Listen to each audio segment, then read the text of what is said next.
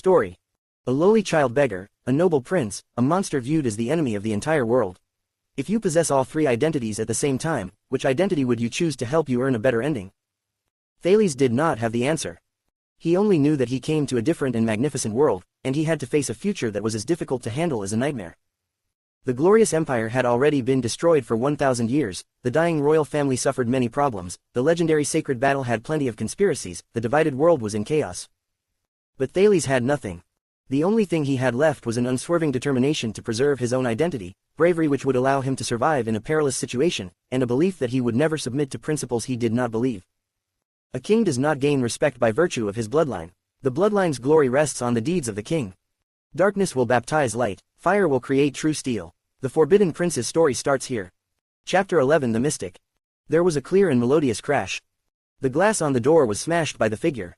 Lillian, dressed in a thin, silk pajamas, lifted the candlestick in surprise as she looked at the figure that fell in from outside. It was a handsome man with short, blonde hair. He was wearing a sky blue color. Is he wearing a police uniform? The police. Lillian looked at the clock. The police came at 4:50 in the morning by breaking through the window of the third floor of a private residence. It would not be fair to call it a private residence. After all, the Laya Club was one of the very best clubs in Red Street Market. It was located between the Red Street Market and popular areas of Linehay Street, a famous business street in the Western District. Lillian was a famous beauty in the club. Even nobles at the rank of an earl or a high official of the court would need to pay Lillian 20 gold coins an hour for her to entertain them. That was why, when the young and promising Captain Cohen Carabane crashed the private bedroom in Laya Club from the third floor, Lillian woke up with a fright and came to investigate with a candlestick. "Young miss, I apologize for disturbing your sleep." Cohen got up awkwardly from the ground. He held his saber behind him and bowed to the astonished Lillian. When he wanted to take off his hat to bow, he found that his officer hat had dropped in the battle earlier. "Shit," Cohen mumbled. "That queer old man threw away my nightgown. I can't even go out to buy them in the middle of the night." Lillian boldly looked at the polite and handsome, "This is very important," otherwise Lillian would have already smashed him with the candlestick, police officer. Her big beautiful eyes lowered. She stretched out her hand to tease her beautiful soft hair, her fingers seemed to slide past her proud chest. She then laughed. "Dear police officer, we are not open tonight." Cohen knew what this place was naturally. On regular days, the Laya Club would be lively during these hours. However, Cohen simply smiled at the beauty and was not moved by Lillian's seductive mien. "In other words, you have received a prior warning, and hence the shop is closed tonight." Of course, the Blood Bottle Gang had bribed the officers and also promised to make up for the loss of business. Otherwise, do you know our hardworking and stressed bosses would suffer huge losses when Red Street Market has to close for a night? What would happen to the 10 million people in Constellation if they were too tired, exhausted, or spiritually spent to contribute to the second largest power in the western part of the continent? Lillian blinked and smiled cunningly. Cohen, brows tightened as he looked at the mature and seductive beauty. Looks like the intelligence obtained from the informant was not complete. At first, it was thought that the Black Street Brotherhood is launching a surprise attack on the Blood Bottle Gang's Red Street Market section. Now, it seems like the Blood Bottle Gang has a trap set up in Red Street Market in an earlier countermeasure. I came here tonight to probe the main clashing point of the two big gangs. The Brotherhood had moved out. After all, we are talking about the Blood Bottle Gang, which is almost 100 years old. "Hey, that blonde officer," a female voice outside the building interrupted the conversation. "Come down quickly to meet your death. According to the rules, you are not supposed to enter any houses." Lillian curiously walked to the broken window. She saw a woman in leather armor, carrying a whip and covered in blood. She looked up the building angrily. Cohen bowed to Lillian. "Thank you for your notification, beautiful lady, please excuse me. I must go and attend an appointment with another lady." The blonde captain of the police turned around and gently leapt to the street below. "Dearest Miss Vinus, don't be so impatient." Cohen's smile then suddenly turned cold and killing intent appeared in his eyes. "By order of the king, in the name of the Holy Constellation Constitution, as a Class 2 police officer, I have the authority to immediately kill suspects that may endanger the interest of the kingdom and the life of the citizens. Do not worry, I will send you to reunite with your brother." Upstairs, Lillian covered her mouth. She could recognize that this person was one of Blood Bottle Gang's strongest 12. She was the younger sister of the notorious Layden siblings, Scorpion Whip, Vinus Layden. Her brother, Venomous Sting, Primo Layden, came to the Laya Club the previous day. He loved peculiar things and had almost used the oil from the everlasting lamp to scald a new girl to death. Based on the officer's words, he had already killed the Venomous Sting. "Blue-skinned dog, even your superior doesn't dare to not give face to the Blood Bottle Gang. You, how dare you?" Vinus shouted indignantly. As one of the strongest 12's more unconventional people, she had shaved her hair on the left side and combed down the hair on the right side. This made her look more hale and hearty. I will whip you until all the flesh on your body turns into mash. After saying that, her whip flicked in a circle and towards Cohen. The barbs on the whip were like living creatures, flying out and attacking in unison. So it was like this. Cohen's figure suddenly became indistinguishable. Only a veteran would be able to see him. An ordinary person cannot see the speed of his movements as he rapidly changed positions. Ding, ding ding, asterisk. The unreal image of the saber flashed and cut off the barbs of the whip. If your brother was still alive, with his ability to control the whip, the both of you may even cause trouble if you were to work together. Vinus's whip was agile like a snake. The whip barbs and tip formed an all-out attack, leaving no quarters uncovered. If I was 10 seconds earlier, Primo would not have died. Vinus was full of hatred. A blue-skinned dog like you would have been shredded to pieces by us. Cohen's expression did not change. With lightning speed, he cut at the 5 whiplashes trained on him, but they have already reached the front of his eyes.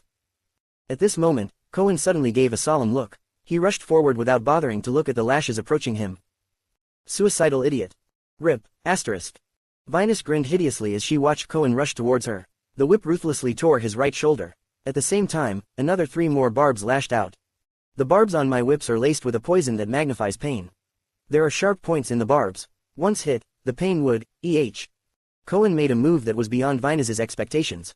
The police figure had rushed forward to meet the 3 barbs and raised his bare left hand to block the attack. The whip cut deeply into the man's arm and even pierced his palm. However, his expression did not change, as though he had simply been bitten by an ant. Vinus was shocked as she watched Cohen. Many of her enemies' faces distorted from the pain that came with the poison. Their movements would become contorted and they would wail mournfully as they rolled at her feet. But why does he not even show any reaction? Does he not have a sense of pain? Let us end the street performance here, Cohen said coldly. Vinus was shocked at Cohen, who charged at her like a thunderbolt and quickly reacted. She hurriedly flicked her whip to create a defense in front of herself. But an abundant force instantly broke out from Cohen's sword. Vinus's expression instantly changed. No. Suddenly, Cohen's saber seemed to sharpen unceasingly, twinkling like starlight, and the whip that was coming at him was cut into innumerable pieces. In Vinus's eyes, Cohen's callous face and his sword seemed to grow bigger and bigger. The next moment, the sharp but simple saber pierced through the left side of her chest, its sharp end exiting from her back. At this point, she struggled to speak. Power of eradication. You are an Irad, but she could not finish. The enforcement of the law is completed. Cohen gently pushed the astonished-looking Vinus away from his sword as though he was doing something insignificant. Let me give you a suggestion. Next time, if you have any trump cards on hand to play, use them all from the start. He gently took out the barbs from his hand. An abundant force once again filled his hand, forcing out a few drops of blue-green liquid. If I was wearing armor, even if it was light armor, you would have already died 1,000 times. In the eyes of those who have experienced warfare, even the strongest in the ranks of the super class are childish like street fights. As for you, it is practically a kid's game to us. Vinus closed her lifeless eyes and laid on the ground forever. Not too far away was her brother, leaning against the wall with a sword stuck in his throat. Cohen bowed to the astonished Lillian upstairs. He then went deeper into the Red Street Market. This man seems polite. Lillian held her mouth as she thought, but he does not show mercy to women. Ellipsis. At another lane in Red Street Market, Jala indifferently gripped the wolf limb blade and pulled it out of the abdomen of the last red-scarfed thug. She disgustedly flicked the blade to get rid of the fresh blood. Thales tried to convince himself not to think of Jala's slaughtering, which reminded him of Quide, who died with his eyes wide open. They were all aware. When they joined the gang, they all had a clear idea of the consequences. Thinking like this, his mood improved. Thales tightly covered his mouth and nose with the black cloth and watched Jala slaughter a small group of about 7 or 8 thugs. He then tacitly and skillfully came out from the hiding place and climbed onto Jala's back. How did you overcome it? The nausea and guilt of killing. Jala sighed. I was taught from an early age, she replied as her feet moved lightly as she carried Thales on her back. Her tone was cold. The ones I killed were not of the same kind as me. It was like stepping on an ant. Thales no longer spoke and tightly hugged Jala's neck. After they passed Sven in Red Street Market, everywhere was covered with the crippled and the dead, and the echoes of clashing swords and blades. The sound of duels heard from a few places even made Jala's scalp feel numb. Although the two were careful, even with Jala's skills in concealment, it was quite challenging in the chaos. There were corpses everywhere, and the sounds of melee combat filled the air. They tried very hard to conceal themselves but inevitably ran into 2 groups of thugs, one from the Blood Bottle gang while the other from the Brotherhood. Jala mercilessly went all out and left no survivors. She then left quickly. For some reason, Thales got accustomed to this kind of gruesome scene. This is not a good thing, he reminded himself. Becoming psychologically insensitive would inevitably lead to deviated behavior. This is the 5th intersection and we still cannot get through. Jala stopped and frowned. She then felt the air in front. Thales came down and also felt the wind ahead. It seemed empty, but to the outstretched hand, there was an invisible and solid barrier. Is this a psionic skill? Thales asked in surprise. So far, Thales had seen some but not a lot of psionic abilities. For example, in the Brotherhood, Morris, who was responsible for human trafficking, was one of them. He once just looked at a runaway beggar and the beggar choked to death. No, psionics don't have such powerful abilities. It is powerful enough to simultaneously cover 5 intersections at this wide street. I suspect the others would be the same. This is something difficult to achieve for a psionic. Jala pushed up her goggles and carefully examined the protective barrier.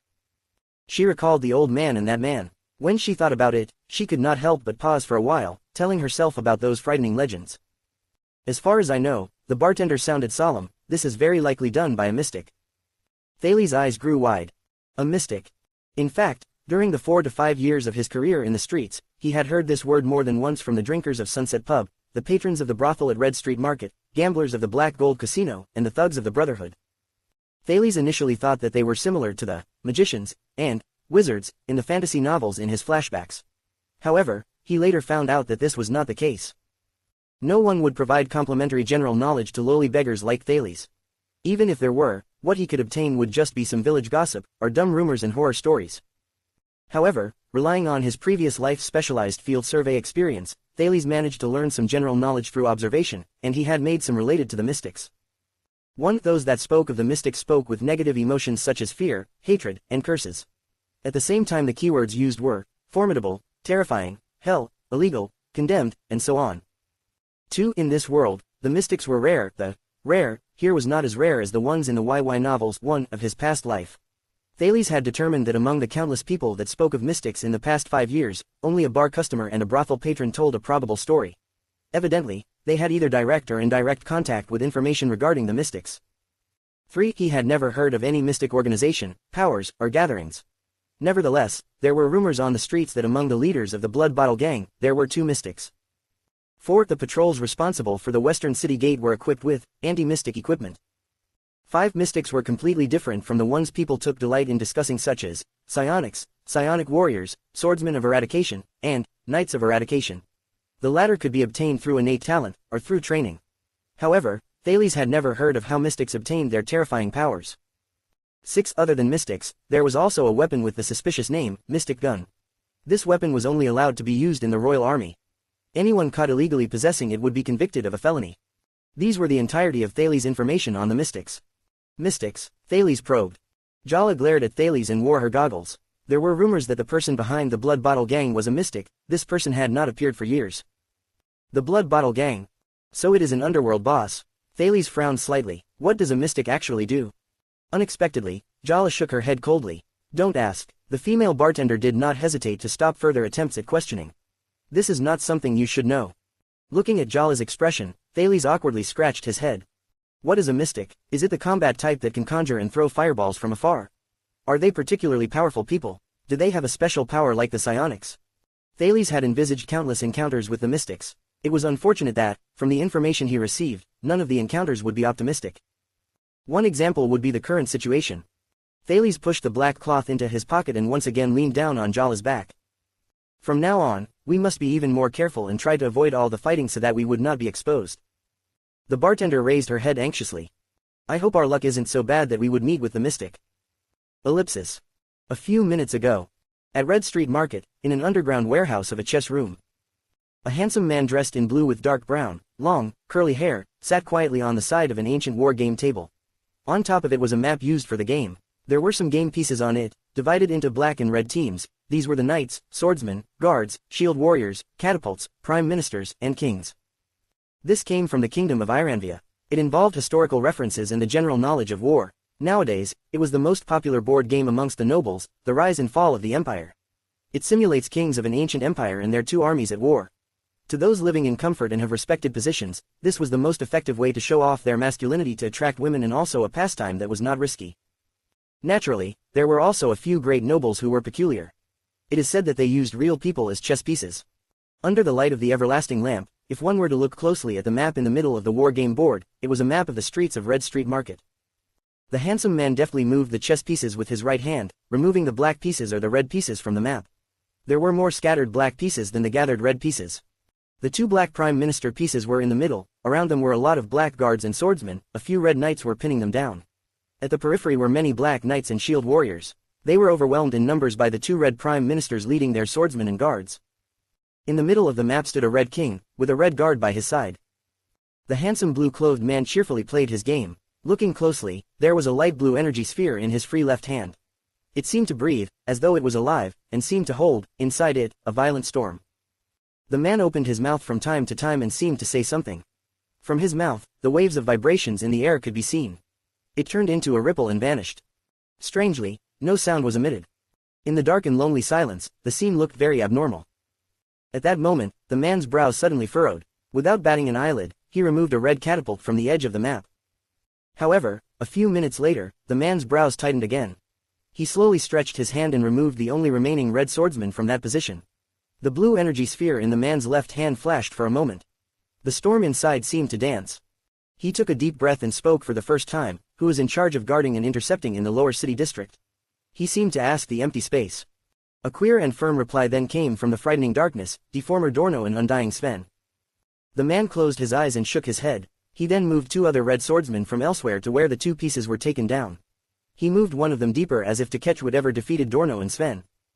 His mouth sent ripples into the air again, moving his lips silently for a while. Then, he gradually spoke to the voice from the void. We have swallowed up Brother Talon and Moria an hour ago, so, is it reinforcements? He muttered. He hesitated for a moment. He then moved one of the two red prime ministers over. This time, it will be fine. However, at the next moment, the man seemed to sense something and his expression changed again. He moved his right hand to the edge of the other side of the map and removed two red swordsmen simultaneously. The man's expression did not look good. Who is the one tasked in guarding the Western District?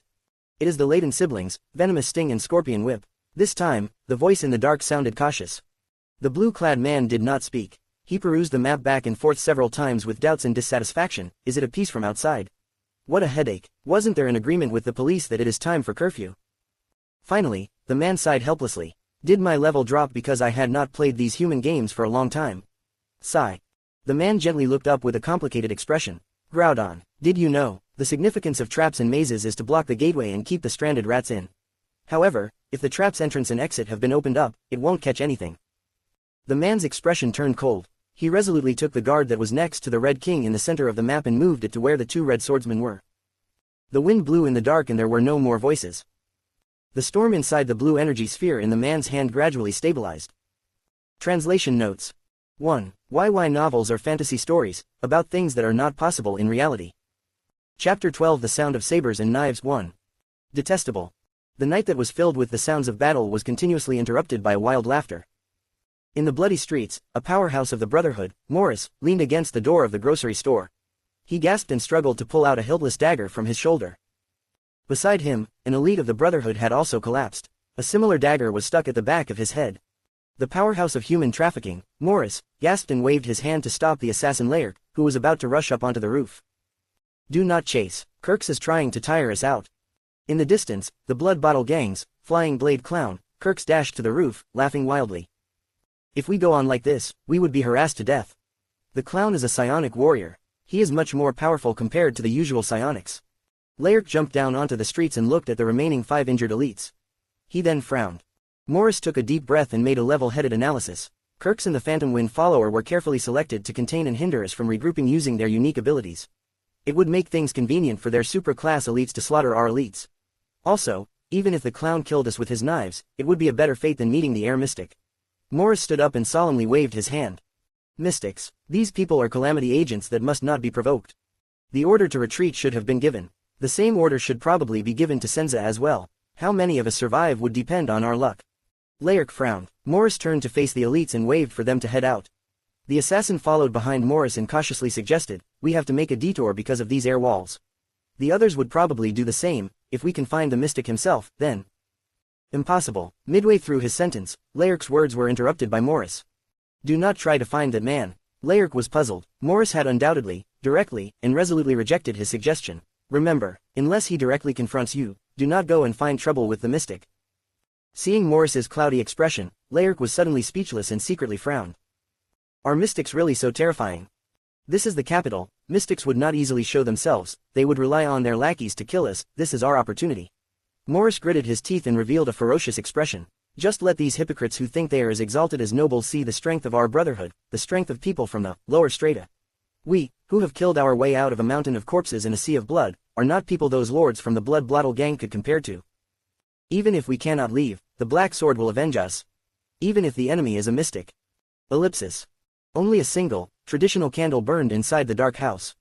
Are you saying that all of our men are trapped in Red Street Market? Up until now, no one in authority for this besides a few thugs has appeared. Nasri nodded and knelt on one knee, respectfully and fearfully, before his immediate superior, Cobrian Lance, the sleepless eye. He then reported, it was just after my sentry shift started when the first rush of people arrived. According to them, when Morris ordered the retreat, the first few who wanted to rush out were ambushed and killed by Sven and Dorno. This continued until just now when Dorno and Sven died at the entrance. They then rushed out safely. Nobody knew how old the sleepless eye, Cobrian Lance, was this year. They only knew that he was the head in charge of gathering intelligence ever since the establishment of the Brotherhood. He was strange, extremely mysterious, and secretive. He would always hide in a dark, red cloak, revealing only his dry and thin chin. Without exception, anyone he stared at would feel a deep chill. Lance pondered for a moment and slowly asked. Sven and Dorno were both from the strongest 12. Sven is extremely tough, and Dorno is good at sneak attacks. Only people like the 13 generals and above that could kill the both of them. Was it Laerk, Moria, could it be Adrenisa or Talon? Maybe it was Senza and Morris, the two powerhouses. Did you find the person responsible? Lance's words were soft and indistinct, as though it came from a different room. Nasri shook his head and tried to curb the fear in his heart. A real blunder. Morris would probably be very upset with me, Lance thought to himself quietly but appeared calm on the surface. It is time to catch the rat in the group. The Brotherhood has been around for 12 years and is naturally different from the time when it was formed by some old men. Lance laughed strangely. He waved to Nasri and gave his orders, awaken and activate all sleepless in the XC district regardless of whether they are on roster duty or not. Send the 2nd and 3rd patrols to Red Street Market. I want to know everything there in extreme detail from the rooftops to the gutters. Yes, sir. Have those who escaped carefully recall the events in the streets. Pick the best of the 1st patrol to sneak into Red Street Market and set up a patrol post, regardless of sacrifice. Pigeons, flares, torches. I do not care what you use, I want to establish contact with Senza and Morris. I want an unimpeded channel of communication from Black Street to Red Street Market. Yes, sir. Dispatch the 4th patrol to the other territories, from Black Street to abandoned houses, from the ditches to the canals, from the bazaar to the western city gate. I want them on full alert. We cannot be lax on precautionary measures at our headquarters, especially now. Yes, sir. The 5th patrol is to be divided into 2 teams. One team is to inform the other leaders in the organization, the other will hurry to the Extant Kingdom and bring that old man, Ramon, back. If he is unwilling, say that it is the will of the Black Sword. Yes, sir. Both Senza and Morris were among the 6 powerhouses who were not to be trifled with. The Blood Bottle gang wanted to capture these 2 without facing huge losses. This was impossible. Lance lowered his head and stroked the ruby ring on his hand. That damned fatty is someone who used to stay behind the Black Sword Hall. As for that tall, burly Senza, HMPH. The only thing that is harder than his fist is probably his temperament. Also, Lance secretly thought, there is also that damned cook, Edmund, the victor has not yet been determined. Lance's countenance suddenly changed as he noticed a strange expression on his subordinate. Do you still have something to say? Yes, sir. Nasri's cold sweat dripped as he gritted his teeth and leaned forward. The brothers on patrol had just discovered that the beggars at the abandoned houses had all escaped. We only caught a few of them and had locked them in the water dungeon. We are now preparing to torture and interrogate them. Lance's chin moved slightly. The sleepless eye's tone was calm as he asked, interrogate them about. Nasri clenched his fist as his head hung and added, with difficulty, even more distressing information. Quide Rhoda has died in the abandoned houses. His deputy, Naira Rick, is currently outside requesting to see you. Ellipsis. Get down, hide. Jala's tone turned cold again. We cannot avoid the battle here. Thales quickly slid down and hid behind a concealed stone pillar. He then took out the black cloth and covered his nose. The surroundings were filled with the stench of blood. Thales had only taken 2 breaths but Jala had already moved swiftly and jumped onto the roof. She executed a backflip with her upper body bent over, both her hands touched the ground as though she was avoiding a hidden weapon. Whoosh, asterisk. As soon as Jala stood up, Thales heard a fast wind reverberate throughout the streets. Immediately after that, Jala dropped down from the roof. Both knives from her legs were already in her hands. The wolf limb blades slashed out in succession, the blades swishing hurriedly. Thales only heard the whooshing sound of clothes fluttering in the wind, though he could not discern the direction where the wind came from, and he did not know whether Jala had managed to cut anything. After that, a grey and thin figure appeared on the street. "Oh ho, isn't this the Sunset Pub's bartender? You brought goggles along with you. Are you going for a swim? Do not be so surprised. I once disguised myself and had a drink in Black Street." A strange and feminine voice said in a frivolous and rude tone, "Are you wearing grey today as well? It is truly a pity that the weather is bad, otherwise, we would have made a fine pair of matching sweethearts." Jala had never spoken much during battle. She gently crouched on one knee. Thales knew that this motion would precede her next strike. The grey-haired man walked a few steps forward. Under the faint moonlight, a tattoo could be seen faintly on his face. "I should probably introduce myself. I am Midir Ralph. You can also call me the Phantom Wind Follower." Thales' heart tightened. Another one of the strongest 12. "By the way, little Miss Bartender, are you the one that got rid of Dorno and Sven? Do not misunderstand, I actually hate both rascals, but the boss has given the order for." Jala accelerated without warning. In the next moment, she had silently and swiftly arrived in front of him. The strangely angled twin blades struck out and changed directions at the same time. "Ceaseless killing blade," Thales shouted excitedly in his heart. After watching Jala fight in so many battles and executing lightning strikes, it would be a lie to say that the hope of being powerful and the desire for strength was not ignited in his heart. However, Ralph vanished and the blade slashed at empty space. It didn't work. Thales' heart tightened. Jala did not stop. She whirled around and the wolf limb blade in her right hand immediately swung in midair. Ding! A clear and melodious sound of metal clashing. Ralph's figure appeared on Jala's right and he hurriedly retreated 2 steps. "Hey, why are you like Lairk?" Ralph lightly flicked the hidden blade in the back of his left hand. He could not help but say, "Could it be that you people from the Brotherhood could tell where I am? Besides that, why do you not like to talk?" Before he could finish, a wolf limb blade flew at him. Instant kill blade. Whoosh, asterisk. The wind rose around Ralph. The wolf limb blade wobbled in mid-flight. Clang, asterisk. After that, the blade was knocked away by his sword, but Jala's figure had appeared in front of the Phantom Wind Follower as quickly as her blade. Before he had the time to react, Jala's left hand performed a backhanded horizontal swing at Ralph's stomach. Did it cut? Thales watched excitedly to see the results of the instant kill blade. However, he was disappointed to see Ralph's grey clothes move. It flew up at an incredible speed as it defied gravity. It was so dangerous, but he managed to avoid the blade. But this time, Thales felt as though Ralph had difficulty dodging it. This was because his figure blurred instead of disappearing without a trace. Jala wanted to continue her assault but she seemed to have tripped on something invisible and failed to sustain her initially unstoppable offensive. The power of wind. Thales lowered his head and recalled his past knowledge. The female bartender quietly stepped back. She flipped up the other wolf limb blade from the floor and waited for the next opportunity. That was close. The Brotherhood's bartenders have this kind of strength. Ralph gently wiped the gash on his abdomen, looking unhappy. The wound was deeper than expected, and as a result of the blade's strange angle, its speed had also surpassed expectations. A knife play that could threaten super-class fighters. Looks familiar. Jala straightened her goggles. She held her blade and went down on one knee. "Hey, bartender," Ralph suddenly spoke gloomily when he saw his opponent preparing to attack. "Before coming to Constellation, I lived in the upper reaches of the continent for a while. Once, I saw an assassination in the Serra Dukedom. It was the assassination that was the most straightforward, riskiest, and most difficult to fend against that I've seen in my life.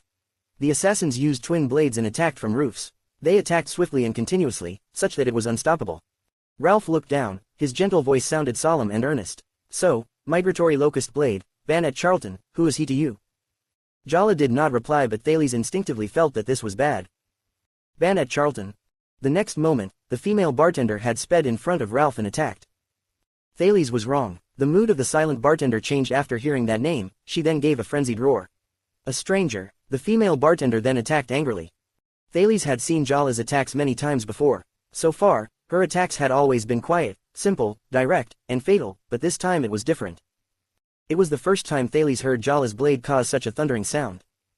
Boom, asterisk. Ralph's expression changed rapidly. Ellipsis. Clang, asterisk. There was a thunderclap as the sword and saber collided. Glimmering energy broke out from the two figures. One was a star blue color while the other was reddish. The promising police nobleman, Cohen Carabayan, gritted his teeth. He felt the power from the sword of his foe who was no weaker than him and was at least a super-class expert. He could not remember the last time he had encountered such an opponent.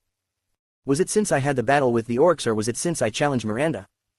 The two forces entangled but Cohen knew that he was falling into a disadvantageous position. The star blue power in his silver-white saber began to flash. Cohen knew that if this carried on, he would be defeated. Then, he abruptly shook his body. Using this momentum, he broke out of the sword fight with the other man. The two figures suddenly separated a few steps away from each other as a result of the inertia. Cohen finally stabilized after about 6 steps. His opponent managed to balance himself just after 2 steps. Cohen had a somber look as he began to feel the need to reconsider Director Lorbeck's words. He then turned to look at the formidable foe he faced and asked in a loud voice, "What you are using is one of the many sword forms of the Tower of Eradication." The other person did not reply. "Yet you are willing to lower your pride and be in Blood Bottle Gang, become a hooligan, do evil, and bully the weak. Did the Tower of Eradication teach you the heart of the sword so that you can be someone else's lapdog and have the mindset of a person who bullies the weak but fears the strong?" His opponent slowly turned around. His left shoulder was protected by a black half-body armor and his right arm was tied with a bandage. Under his red and black dress ornaments, his powerful muscles were vaguely visible. He was a fair-skinned man, but he did not give an elegant or delicate impression, because his eyes projected a murderous gaze. The man in the red and black clothing quietly sized up the police officer. "This is the police rat that destroyed the boss's traps. This man's stance and actions, he was from the Tower of Eradication, and underwent military training." The red and black swordsman twirled the green sword that had a single loop knuckle bow. Then, without a care in the world, he said, "Hey, cop. Since when did the police force dare to interfere with the affairs of the Blood Bottle Gang?" Cohen stepped forward to get closer to the swordsman and coldly replied, "Right now, I am not a police officer. I am simply Cohen Karabayan, a swordsman of Eradication, asking another swordsman a question. Answer me." The scene was quiet for a while. The expression of the red and black swordsman gradually turned serious. "My sword spirit is that of an unbridled will, freedom towards my own choices, and the pursuit of power. As long my wish is fulfilled, the Blood Bottle Gang, the Brotherhood, Shadow Shield, Kingdom's Secret Intelligence, Royal Guards, and even the Tower of Eradication, do not matter to me. So, your question is meaningless. As for you, cop, you are willing to be the nation's dog. I suppose the awareness of a dog is all that you obtained from that old tower." Hearing that the other swordsmen of Eradication did not have any respect for the Tower of Eradication and even had a slightly hostile attitude, Cohen's expression became solemn, mixed with astonishment and shock. He remembered that when he was undergoing training at the tower, his teacher had told him a story while having a drink. It was a story of internal dispute, battle, and tragedy. Cohen had difficulty believing it and gritted his teeth as he said, You are from an external group of swordsmen of Eradication. You are someone from the Disaster Sword Group."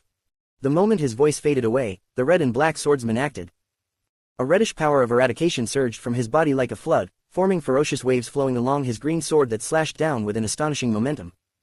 The sword was ruthless and fierce. Cohen felt himself falling into a crimson vortex. The power of eradication in his body was torn to pieces and he was unable to muster his power. The swordsman's ruthlessness followed the sword straight towards Cohen's chest. His fair face was now cold like frost and no longer calm. The red and black swordsman then said in a cold voice, "Disaster sword. Disaster, are you comparing us to those monsters? Is this how you address Lord Crassus' sword?" Cohen gritted his teeth. The weapons of the two men swiftly clashed in the air. "That is fine." While fighting, the swordsman still had the energy to speak. "We are destined to be the nemesis for you outdated, conservative, and sissy academics. One day, we will destroy your Tower of Eradication and prove your absurdity." It was a cold, murderous tone. At the next moment, the green sword surged forward. Cohen's saber blocked the green sword, but at that instant, he felt the violent power of eradication battering him like a raging tidal wave. Cohen was shocked. His opponent's power of eradication was unhindered as it entered his body and corroded his strength like a strong acid. The police's glimmering star blue saber was instantly thrown off. Cohen gritted his teeth in astonishment and retreated again. However, the green sword was like a shadow following closely with murderous intentions. No matter which direction he turned to, the sword would not be far behind. The young police officer tried to use his own power of eradication to cleanse away the intruder in his body. "This is the glory of the stars." Cohen sighed. "That which was supposed to showcase the power of eradication in battle is currently being applied to me." At the next moment, the police officer's silver-white sword flashed out once more. This time, it headed towards the swordsman's throat.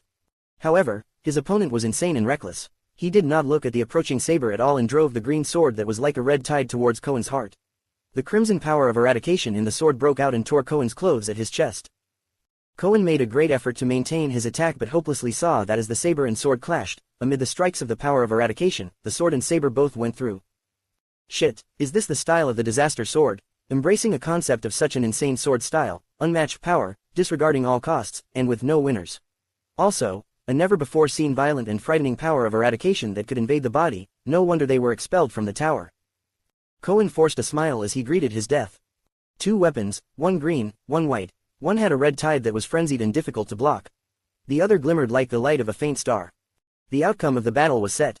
Chapter 13 The Sound of Sabers and Knives 2. Thales had never seen Jala's knife attack a person with such wrath and momentum before. He could vaguely feel the suffocating force contained in the two wolf limb blades. Ralph gathered all his strength and used his two hidden blades to protect his stomach. He then retreated quickly. The female bartender charged forwards even more fiercely in the blink of an eye, her twin blades slashing down like a thunderbolt. The two moved in synchronicity as though they were dancing, but inelegantly. Images of Ralph's knives then appeared and instantly greeted both of Jala's blades. Cling, clang, asterisk. The sounds of battle continued. The hidden blades stopped Jala's twin blades countless times. Her twin blades also deflected Ralph's hidden blades countless times. Both of them moved extremely quickly. At the street side, the shops, signboards and shopfronts flashed by. Then, both of them seemed to stop as they concentrated on analyzing the movements of the other party. Thales watched attentively and even forgot to breathe. However, the offensive and defensive movements were very obvious. Jala was using her twin blades to attack the vital points while Ralph was only defending with his two hidden blades. One attacked and one defended. It was a fight of skill and speed. But in the next attack, the wolf limb blade in Jala's left hand suddenly burst out with a thunderous sound, creating a sudden jolt and knocking away one of Ralph's hidden blades that was used in blocking. Jala's unexpected trump card maneuver surprised Ralph greatly. He made one mistake and every step thereafter became another mistake. Failing to intercept this blade caused a delay in withdrawing his other knife. His vital stomach area became exposed to Jala's left blade. Slash, asterisk. The wolf limb blade cut into his clothes and his chest. At the moment of life and death, Ralph did not hesitate to use his psionic skill. The name, Phantom Wind Follower, was not an undeserved reputation. The man tucked his lips and the tattoo on his face emitted a white light. With a sudden burst, a violent whirlwind appeared between the two, causing both Jala and himself to move towards different directions. Ralph stomped his foot and, with unexpected deftness, used the force of the fierce gale to jump up into the air, leaving behind only bloodstained traces. The female bartender was forced to stop her pace. She withdrew her arms and adjusted herself to adapt to the sudden wind.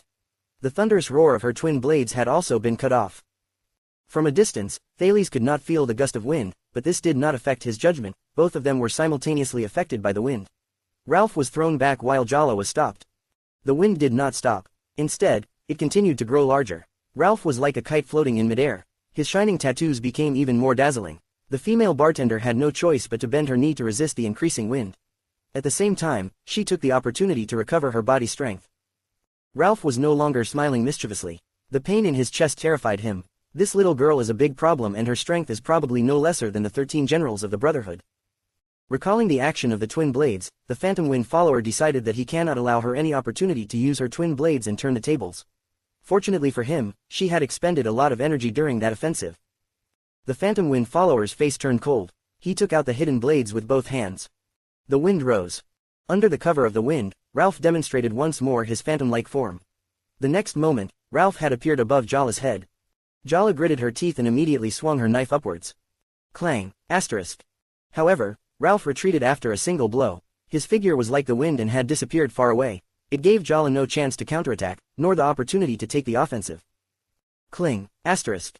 Ralph's hidden blades emerged once again, this time from at Jala's lower left side. He attacked and missed, immediately retreating once more. As long as your sudden and continuous attacks are interrupted, the famous assassination style of the Charlton family would no longer work. Ralph's voice came again from the wind. Jala struggled to defend against her opponent's guerrilla tactics. Because of the wind assaulting her, she also had to use a lot of energy to maintain her movements. At the same time, she must predict where Ralph was going to attack next. Thales watched nervously. What do I do? Ralph's gentle voice came from all directions again. Tell me, why is the Charlton family hiding together with the Brotherhood? Maybe we can sit down and talk about it. Jala's expression turned solemn. She unexpectedly closed her eyes and seemed to have made a decision. Jala reversed her grip on the twin blades and fiercely inserted them into the earth at her feet. Ralph's hidden blades once again appeared over her head. But this time, Jala spun around on the spot. The knives that were stuck to the ground suddenly turned, in tandem with her arms. Boom, asterisk. There was a thunderous sound. The rocks from the ground were sent flying several meters up. The flying rocks obstructed Ralph's line of vision. The blades flashed faintly among the rocks. Ralph roared as he retreated. The tattoo on his face glowed even brighter. The wind in the sky suddenly sped up. It whirled with a terrifying force, scraping the earth and scattering it everywhere. In the fierce gale, the rocks flew everywhere. At that moment, an entranced Thales exposed half his head from his hiding place as he watched the battle.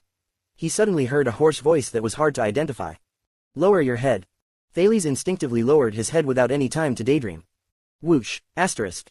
A rock from the battle flew over Thales' head, a few of them crashing into the side entrance of a store behind Thales. The wooden door that was hit caved in. Thales looked behind and patted his chest in cold sweat. If I had not lowered my head.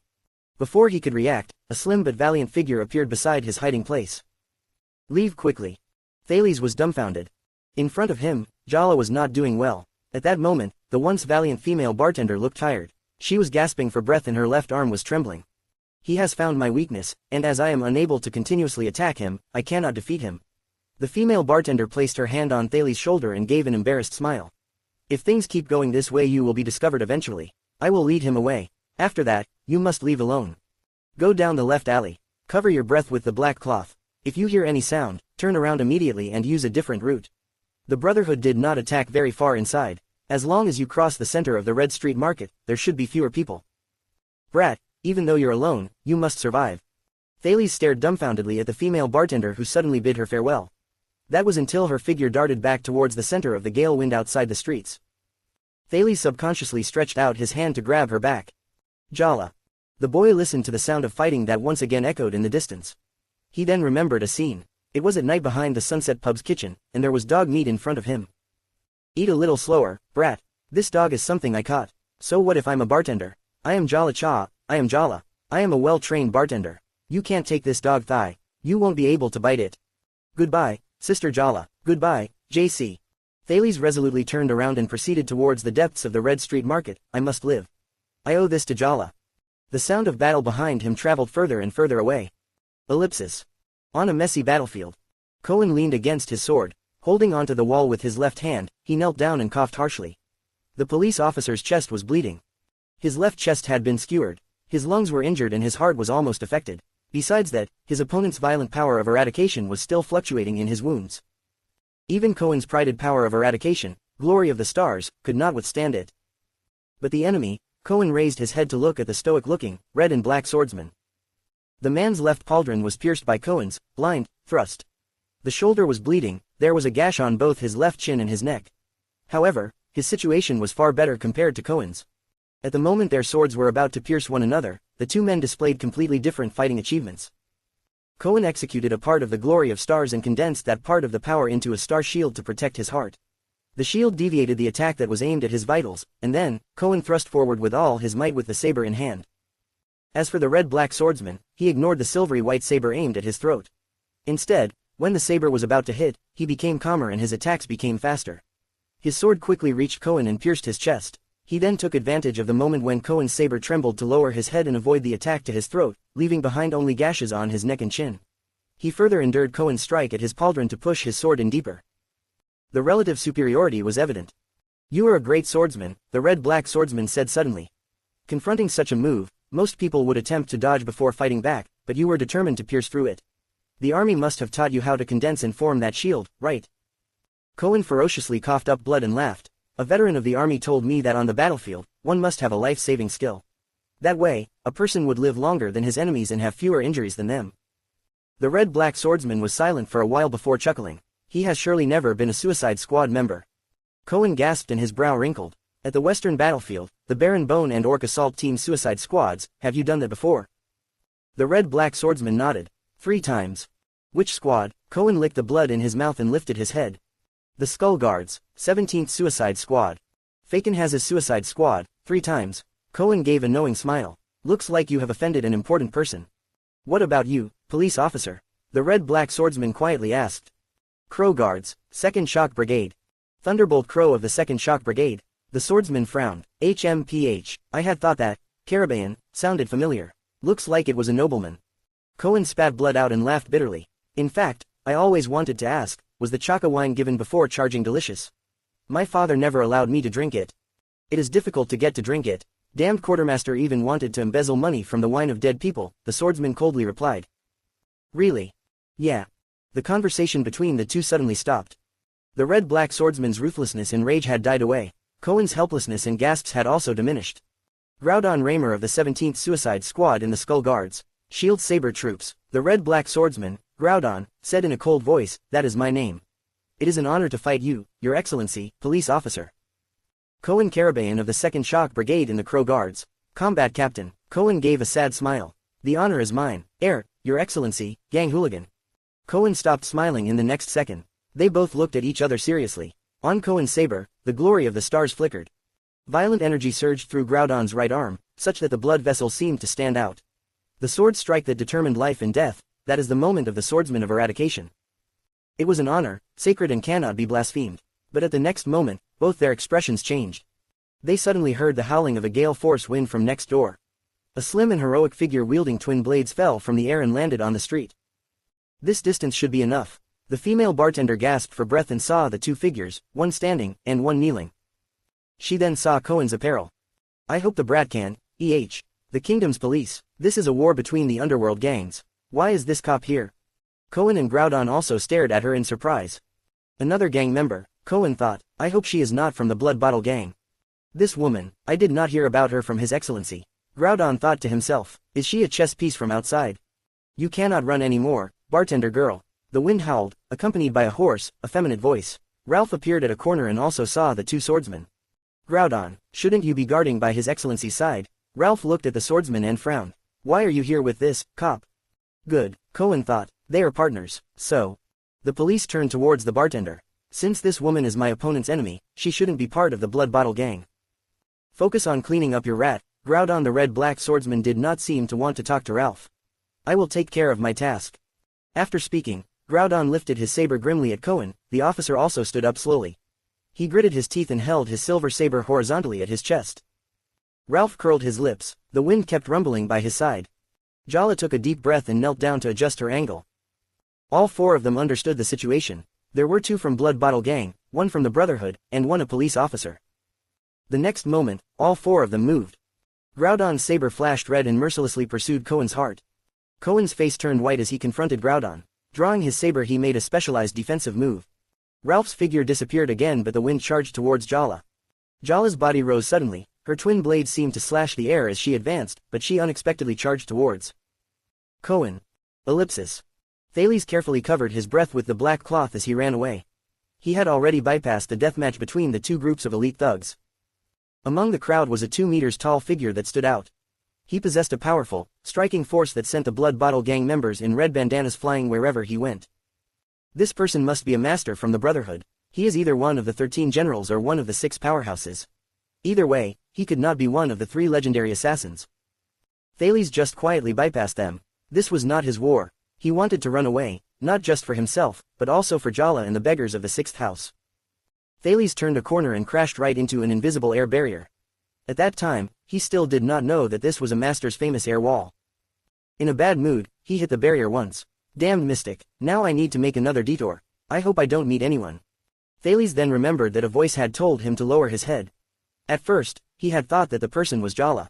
After all, she had immediately appeared in front of him then. But later, he realized that this voice could not belong to Jala. It was a hoarse voice that was difficult to differentiate. Jala, Ralph, and himself were not the only ones there was a 4th person. Thales' scalp tightened. He suddenly thought, if the voice that suddenly appeared belonged to a 4th person, why did Jala and Ralph not notice it? Jala had obviously stood in front of me after that rock shot behind me. Thales had concluded without a doubt that this person's strength was more frightening than Jala and Ralph's. If he is not hostile, why did he not come out and help? Bump. Thales ran into another invisible barrier. He patted his head in annoyance. There are more and more of these tricks. Don't you need money to run these? Thales turned towards another direction and ran. Bump. Asterisk. There was another barrier. This time, Thales did not manage to stop himself and fell to the ground. The left side of his forehead knocked on the corner of a house. Thales grimaced and rubbed his head. He lifted his bleeding head and looked ahead. Something is wrong. He was at the intersection. The surroundings were dark, but according to his memory, he should be near the center of the Red Street Market. Even the sounds of slaughter were getting further away. Thales then turned towards the other 3 directions. He moved his foot forward lightly and stretched out his hands. He then felt the barriers at 2 nearby areas. 3 roads were sealed. Thales was startled. It's starting to become dark and mysterious, like a horror movie. Thales was silent for a moment. He then turned towards the only direction that did not have any barriers. He silently extended his hand and, sure enough, walked on continuously, unhindered for more than 10 meters. It is like an exit that was deliberately left here. Thales' heart sank more and more. Unexpectedly, I ended up coming here. Sigh, fate is truly a bitch. Thales suddenly dropped his right hand that was covering his forehead, letting his blood drip continuously on the ground. The boy resolutely walked another dozen steps along the open street until he was near a building. At the center of the building was an ajar, large wooden door. Thales looked up at the huge sign on the door. The barely literate boy could just make out the words. It was something he learned when he went begging at the Black Gold Casino. That word was, chess. Thales turned around and looked at the other 3 blocked roads. He then remembered the bleeding and pain in his head. Nowhere else to go. This invitation is really crude, Thales muttered. However, he sighed and stopped hesitating. He pushed open the half-open door and walked into the chess room in the center of the Red Street Market. It was pitch dark inside. There was only a bit of light in the distance from something that resembled an old-fashioned candle. They really know how to set the atmosphere. Welcome to my amusement park, my little friend. While walking past the chess tables and bumping into a lot of them, Thales heard a delighted and relaxed voice. My name is Asda Sakern. My colleagues are accustomed to calling me, the air mystic. A very long time passed. Thales exhausted 2 lives' worth of strength to calm himself down. There was only a single candle light flickering faintly in the darkness ahead. It was the entrance to the cellar of the chess room. Thales inhaled deeply and descended into the cellar. He then held his breath and suppressed his heart that was beating wildly. In front was a charming man with long, dark brown hair and blue clothes. The man was seated at a long table. He smiled and nodded at Thales. As for the issue of the invitation, I will pay more attention to it the next time. Ellipsis. At the inner altar of Sunset Temple. A gray-haired and middle-aged noble could not suppress the excitement in his heart. In front of him, the flame from the small lamp carrying the future of the kingdom grew bigger and bigger. The red color of the flame became brighter and brighter. He lifted the lamp and strode out of the inner altar of the temple. Behind him, an elder priest was alarmed. He stretched out his hand, wanting to obstruct the way, but suddenly thought of something and stopped his hand. The priest breathed a sigh of relief. He watched the figure of the noble walk further away and slowly sat down. After a long while, the elderly priest called out to the trainee Nia. Prepare yourself. From tomorrow onwards, open up the inner altar. Chapter 14 Asda Sakern. Even in Asda Sakern's very long life, his first impression of the boy was very interesting and ridiculous. The black-haired boy seemed to be in a sorry situation under the dim candlelight. Blood dripped from his forehead, his young face was covered in patches of blue and purple, his neck was red with strangulation marks. The boy trembled slightly. He wore tattered clothes made from hemp and a dagger was rigidly tied to the legs. After hearing Asda's identity, the boy seemed to be at a loss. The boy's hand was on his chest and he was slightly nervous. He seemed to vaguely understand the meaning of the word, mystic. The pressure in different parts of his body changed suddenly, such that even his breath was mistier. However, his eyes are out of the ordinary. Yes, his queer eyes are not filled with panic and vigilance. Instead, they seem to be filled with curiosity and excitement. What Thales thought in his mind at the time surprised even himself. After being surprised upon hearing that the man was a mystic, he suddenly felt the impulse to ask what was a mystic. Do I have an occupational disease? It was at this moment when Thales saw something at the corner of his eyes. At a dark corner were 3 odd spheres placed on the ground. Each sphere was as large as a person, but when Thales faintly made out the hands and feet on the sphere, he suddenly turned pale. I believe you have already met Talon and Moria of the Brotherhood. The mystic Asda noticed his gaze and answered with a grin. They were very ambitious. They went straight to the Red Street Market from the start. Apologies, I am not accustomed to the choking or crushing style like Morris, I prefer simpler methods. Molding a person into a spherical shape is simpler. Thales' heart sank as he silently criticized. Come, child, Asda said with a laugh. His voice was pleasant, graceful and courteous even. Come here and look at my chessboard. Thales gulped a mouthful of saliva and turned around. Chasing the image of the human flesh spheres out of his head, he then quickly analyzed his situation. After that, Thales saw that Asda's left hand had a blue energy sphere that looked like it was a 3D projection. He knew it was not. He decisively eliminated the idea of putting a dagger through the man's neck. Thales calmly took 3 breaths, according to the method used in his past life for Viva examinations, before walking up slowly. If it is a blessing, it is not a curse. If it is a curse, it is unavoidable. Asda gave a ghost of a smile towards the boy, whose movements were like an adult, as he waited for the boy to get nearer to the chessboard. Just as he was about to open his mouth, he was surprised to see the boy pull out a chair and take a seat. He then frowned, seemingly dissatisfied with the view. He finally got down from the chair and pushed it closer towards Asda before climbing back up to sit. Ugh, my legs are sore. Thales laughed awkwardly at Asda. He accidentally tore open the wound on his forehead and gave a harsh cry from the pain. That is my oversight. Asda turned around with great interest and tapped his right hand lightly. Something seemingly pressed down on the wound on Thales' forehead and the blood stopped flowing out. Did you raise and regulate the air pressure? Thales touched his forehead in surprise and found an invisible film isolating his hand from the wound. Asda stopped smiling and nodded quietly. That's right, did your teacher teach you physics? Air, no, Thales let go of his hands embarrassingly. It seemed Asda had regarded him as a noble or a boy from a rich family. Asda nodded and then turned to the chessboard on the table. Can you recognize this? Thales looked carefully at the map on the table. A board game with the red street market as the map. No, this is the map of the current battle outside. The red pieces are the Blood Bottle Gang, the black pieces are the Brotherhood. Thales answered suddenly. Of course. Asda expressionlessly stretched out his right hand. 2 black pieces and a crystal piece flew from afar and he caught them with his hand. This should have been a perfect trap. In a short while, I would have Morris and Senza die here. However, things always have a way of fouling up, don't they? The 3 chess pieces flew around Thales' head like birds. Just treated like a magic trick. Thales forced himself to stay calm as he watched Asda's performance.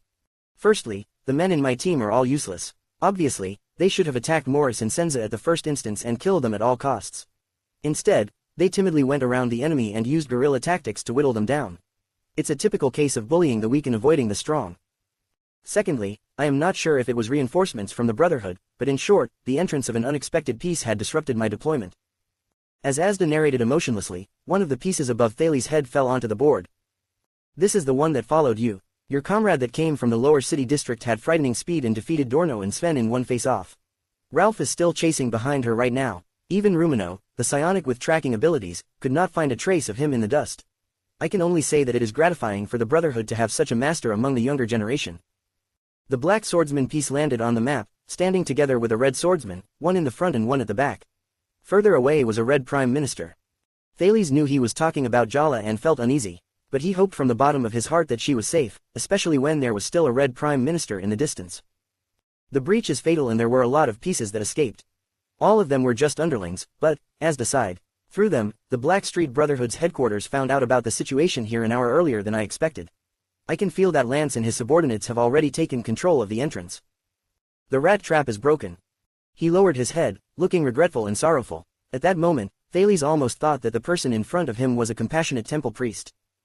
But, Asda immediately raised his head. The sad expression on his face vanished without a trace. He gently waved his fingers and 2 other pieces that were suspended in the air began to spin around again. This one came from the other direction. It is not known which side he is on. He killed the Layden siblings faster than it would take to slaughter 2 pigs. This guy cannot be stopped by anyone nearby. I could only send out Groudon who had been by my side. Now, I do not have anyone here that I can speak to. Asda seemed dissatisfied and dropped the crystal knight from the air, placing it together with a red guard. This piece is probably from a different faction. If it does not belong to a noble, it would be from the government. This was also unforeseen. Thales swallowed his saliva again. The last one would be you. As nobody was available, I had to personally invite you. Asda turned his head, his eyes sharpened. The last, small, black piece fell from the sky and landed in the center of the map, beside a red king. Thales became extremely nervous. Tell me, where are you from? Asda leaned back, his expression was difficult to discern. Why did the people of the Brotherhood send you to the center of Red Street Market? Are you a frightening weapon sent here to assassinate me? Perhaps you have important information or a parcel to exchange with another chess piece. I hope you can give me a friendly reply voluntarily instead of shouting, "Go to hell, mystic," and then rushing forward. To be honest, that is just suicide. Asda quietly looked at him, his eyes sincere. His eyes were unlike Rick's which were full of ulterior motives. The sincerity in Asda's eyes was emotionless as though he did not care about the answer to his question. At that moment, Thales thought that the man in front of him was not human. Stay calm, Thales, stay calm. The boy reminded himself, trying to recall his Viva presentation and seminar speeches, how to introduce the audience to an unknown domain based on their current understanding. I'm supposed to be good at this, right? Thales took a deep breath. Mr. Asda Sakern, are you saying that by sitting here, you would be able to know what is going on in the entire Red Street Market? Thales first needed to gather intelligence. Not exactly, Asda replied indifferently. I will know even the slightest change of the air in the whole street. From the change in air pressure in the body to the flow of air outside the body. In other words, anything that breathes in the Red Street Market is being monitored by me. This is his ability. Is it a psionic skill? Is this why he was called the Air Mystic? Thales secretly thought to himself, no wonder the Brotherhood was so badly beaten. Then you should know, Thales began to comb through his own words and logic to look for a life-preserving opportunity in the exchange of words. Along the way, my companion and I cautiously tried to avoid confrontation. We only fought when there was no choice, regardless of whether they were from the Blood Bottle Gang or the Brotherhood. I believe this can prove that we are not from the Brotherhood. At the very least, we did not come here for the Brotherhood but had entered the battlefield inadvertently. We have no intention of opposing you. It makes sense, Asda nodded, still devoid of emotion. However, his tone did not soften. But you still took my pawns. I don't care about their lives, but I care that my plans and objectives are being interrupted. It does not matter whether it was intentional or not. Even the most corrupt judge would not turn a blind eye to manslaughter, would he? And you have not answered my question. Who are you and why are you so important? Hearing this, Thales quickly revised his message. I am an enemy of the Brotherhood. These words made Asda raised his head slightly. Thales had realized the raison d'etre and decided to reveal part of the truth. I am just an ordinary beggar who fled after offending a high-ranking person of the Brotherhood. Because the Brotherhood's eyes and ears are all over the lower city district, my only chance was the adjacent Red Street Market belonging to the Blood Bottle Gang. However, my companion and I did not expect the gang war to take place tonight, and so, inadvertently. I apologize for our recklessness. I can provide you compensation once I am able to. I believe my future value will definitely be worth your while in giving me a chance. I am already destined to become an enemy of the Brotherhood. Even if I am small and weak, the enemy of an enemy is a friend. I believe the Blood Bottle Gang does not need to help the Brotherhood eliminate a potential enemy, do they? Asda narrowed his eyes. Truly an eloquent child. That is all. That is all. Asda remained silent for a long time. There was an unexpected, indistinct smile on his face. There is no huge change of air pressure in the body. Although the breathing feels nervous, it was also smooth. Sigh. Although you did not say everything, you also did not lie. The mystic gave a wry smile and shook his head. He then sincerely said, so, your presence in the disruption of the chess game, it is all just a coincidence. In fact, I do not care about those pieces you took. After all, those are just small pieces. The so-called strongest 12, 13 generals, psionic warriors, 6 powerhouses. Apart from Senza, these people are all merely ordinary class and super class. Even the Blood Bottle Gang is nothing but a relatively large chess piece.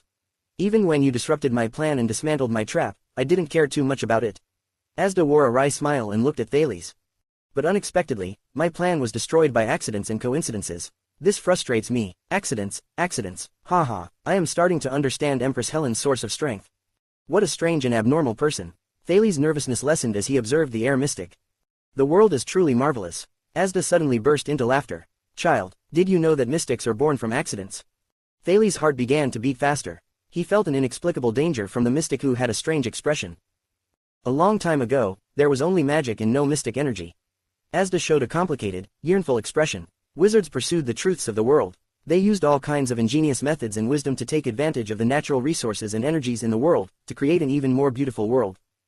That was until one day, a low-ranked wizard apprentice accidentally discovered that his magic was not stable.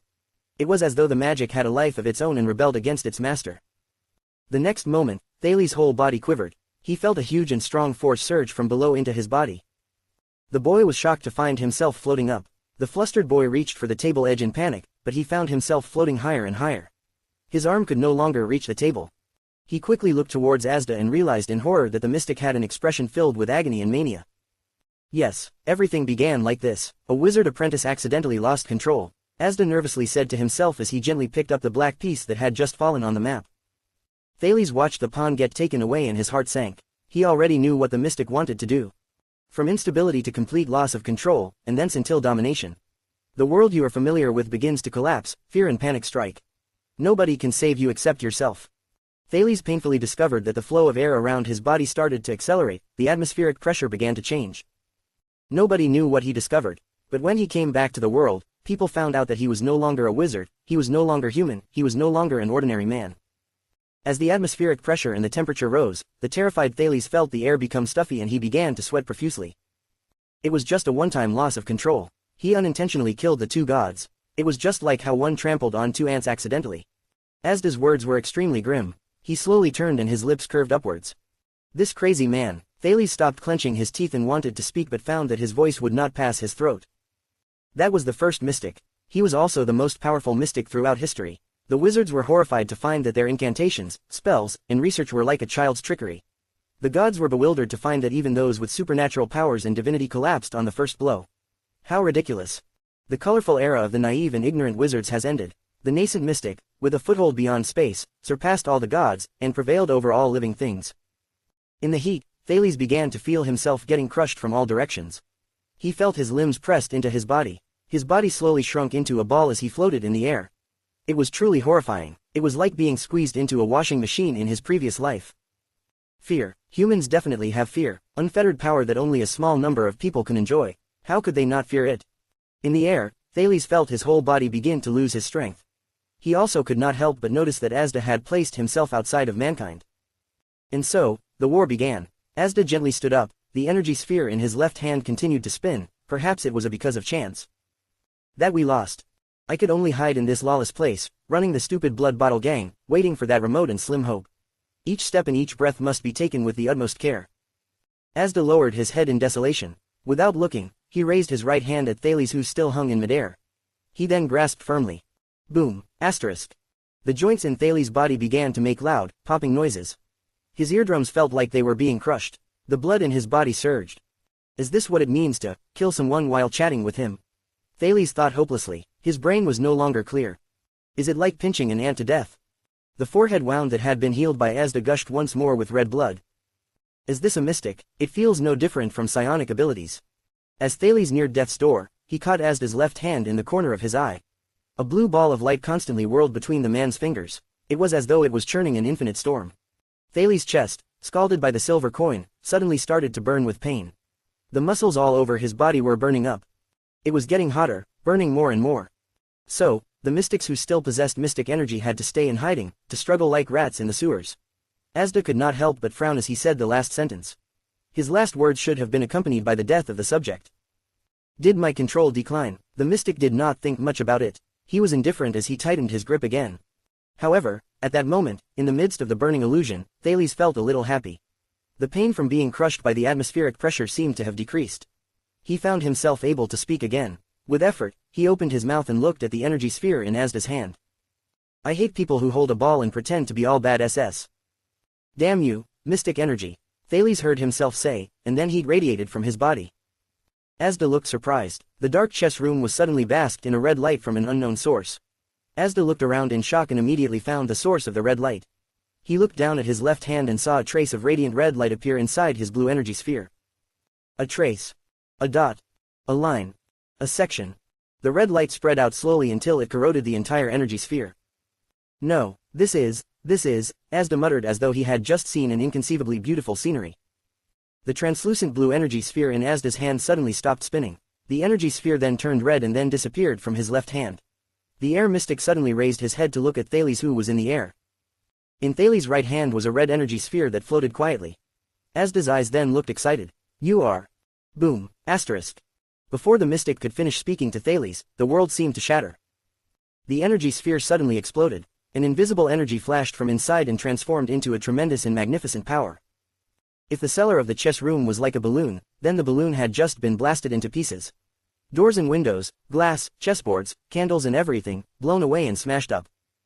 The beams and pillars of the house suddenly exploded. Boom, asterisk. Asda was hit by a huge force that was like a heavy hammer. He flew back and crashed into the wall.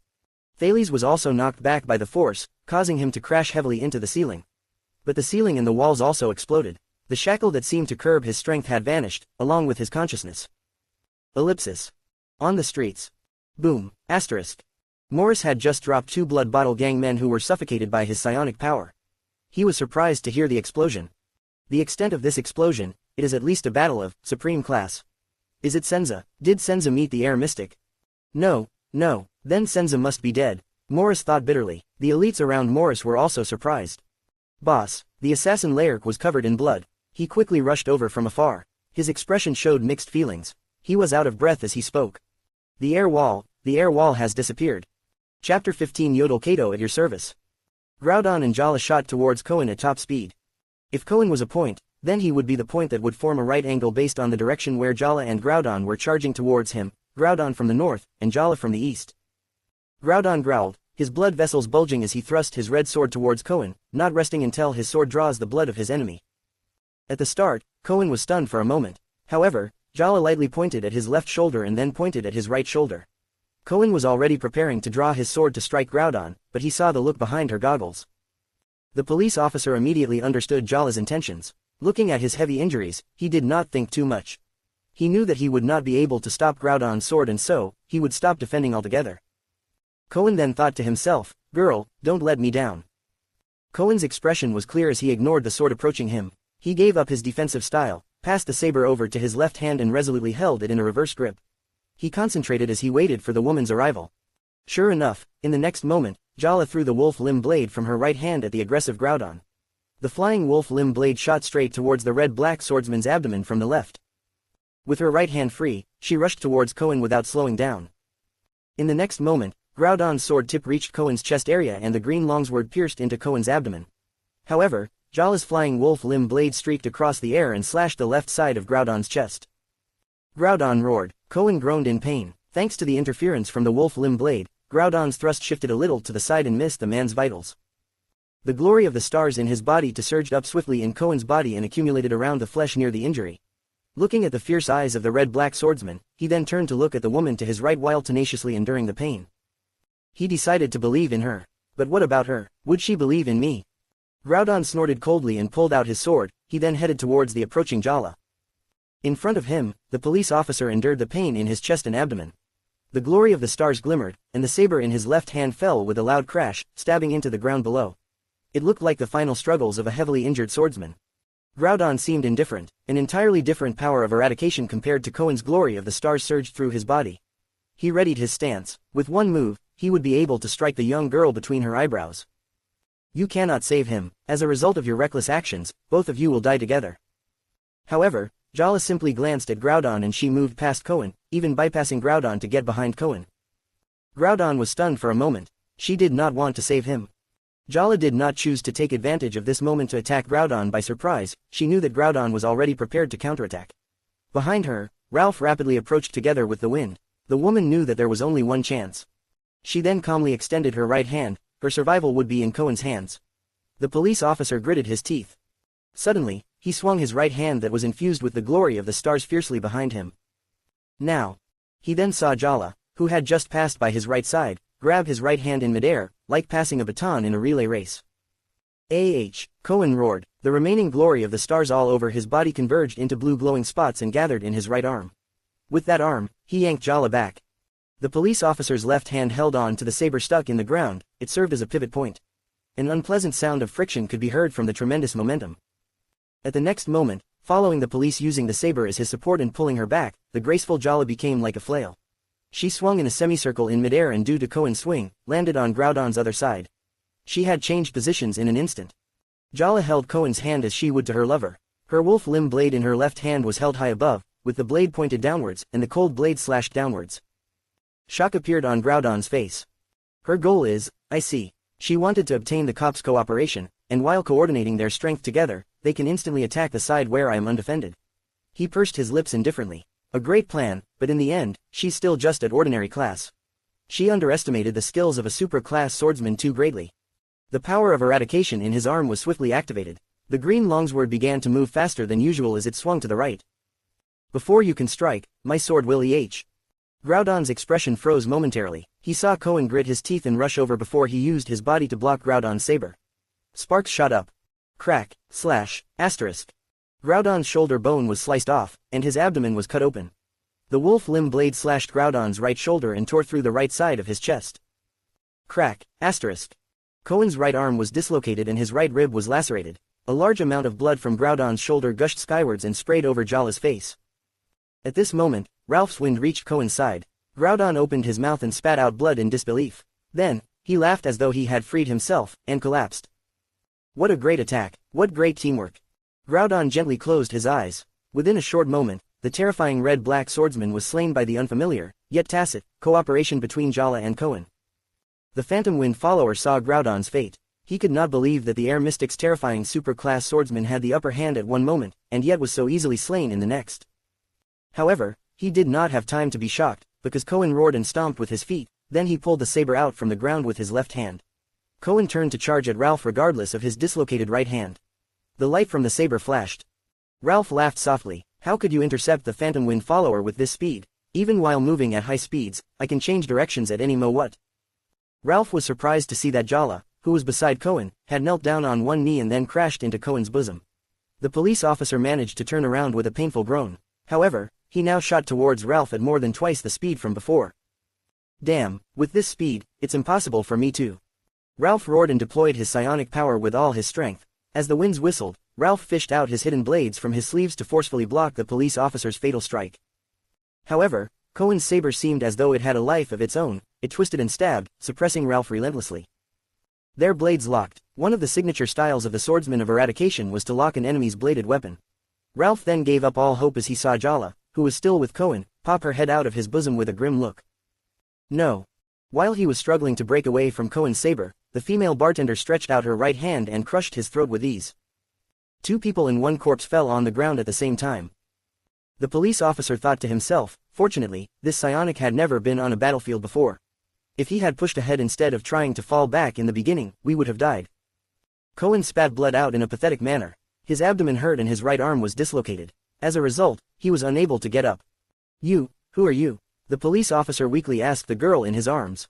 Jala had exhausted all of her energy and just laid there on his broad chest. She then turned her head and wiped off the blood on her face onto his uniform. The female bartender trembled slightly but still wore a relieved smile. "None of your business." The young woman laughed as she replied, but her eyes looked distressed. "Brat, you should be able to escape." Boom, asterisk. At that moment, a muffled explosion was heard in the distance. Ellipsis. Kiran, one needs enthusiasm when conducting research. One must not be lazy. Learning is a lifetime of interest and diligence. When you reach my age, you could find yourself alienated. You would become unsociable, indifferent, and you would have difficulty finding enthusiasm. You will learn that the things supporting you, in the end, are not vanity, achievements, or contentment, but the speck of pure obsession you had in the beginning. So, you must understand Professor Chen's stubbornness and madness. That's probably the only obsession he has left in his life. Thales shook his head. He kept another recalled piece of memory back into his head, and then pulled himself out of the rubble. As the boy climbed out of the rubble, covered in blood, he looked up and saw Asda gazing down at him with a complicated expression. The air mystic's clothes and long hair were still pretty and pristine. It was as though he had never experienced the explosion. Insane and paranoid, Thales criticized silently. He was extremely exhausted and unable to continue resisting, so he simply turned to lie down in the rubble. He was a little tired of the lawless world where power was respected. "You, mystic, do whatever you like." Thales gasped and breathed heavily. A lunatic who kills people for a wrong word, no wonder the mystics lost the war. Asda silently watched Thales with a strange expression. After a while, he emitted a peculiar laugh. "Ha ha ha, is this also a coincidence?" The strange mystic gently waved his right hand and lifted Thales up into the air, but did not attempt to kill him again. He waved again and the atmospheric pressure began to change, instantly staunching all the boy's bleeding wounds. Thales was helped up by the mystic, his 2 feet touched the ground. However, the boy still looked at the mystic with enmity. He no longer harbored any hope of holding any sort of rational conversation with Asda. "Child, you had just used some kind of power to break my mystic barrier, the thing you called an air wall," Asda softly said with an excited tone. "Only supreme class masters can do this, but you are only, moreover, the power in your body could interfere and affect my mystic energy. Do you know what this means?" "I don't even understand what you meant by supreme class," Thales replied weakly. "Even if I knew, I wouldn't want to tell a madman who just tried to kill me." Asda stopped smiling and gave him deep look. "Child, looks like you do not know your own nature. But never mind, everyone will experience a first in losing control over themselves, and we all start from ignorance. Who would want to, Thales calmed down for a moment and thought about the meaning of Asda's words. He immediately looked up in surprise at the mystic who had just tried to kill him. Experience a first in losing control over themselves. We. Asda gazed at the child with the eyes of a fanatic. Yes, we, mystics. Thales began to feel fear, for some unknown reason. Looking at the mystic's fervent expression, he subconsciously took a step back and shook his head in terror. However, the mystic firmly stepped forward and spoke with a terrifying fervent and insane tone. "Yes, child. What you said earlier is true. Your value in the future is worth my while to spare your. No, it is worthwhile for me to do my utmost to guide you. Child, what is your name? Ever since we were betrayed by those 2 bitches and lost the battle of eradication, our numbers have become fewer. You will become the leading member that will help us turn this situation around. They will not even realize it." Asda held his shoulders tightly as though afraid Thales would run away the moment he let go. I don't even know what you are," Thales murmured and took a step back, but Asda held on to him tightly. Asda's smiling expression was rather morbid. He was like a person who had not smiled for many years and had forgotten how to smile. He suddenly spread his lips wide, enough to reach his cheeks.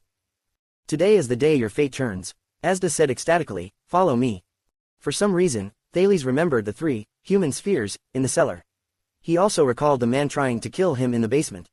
Seeing Asda's morbid smile, other than panic, he had a strange feeling. God, Thales remembered Asda's strength and could not help but gulp. Mystic, but this is a lunatic who kills without batting an eye. Should I go with him? Thales opened his mouth with much difficulty. But he had finally broken away from the Brotherhood, from being a beggar, after so much hardship. But, in the next moment, as though Errol heard his voice, he no longer needed to decide. You can say, no, but you cannot refuse. This is only the first time you lose control. Asda, who was still chattering away non-stop, suddenly had his expression freeze.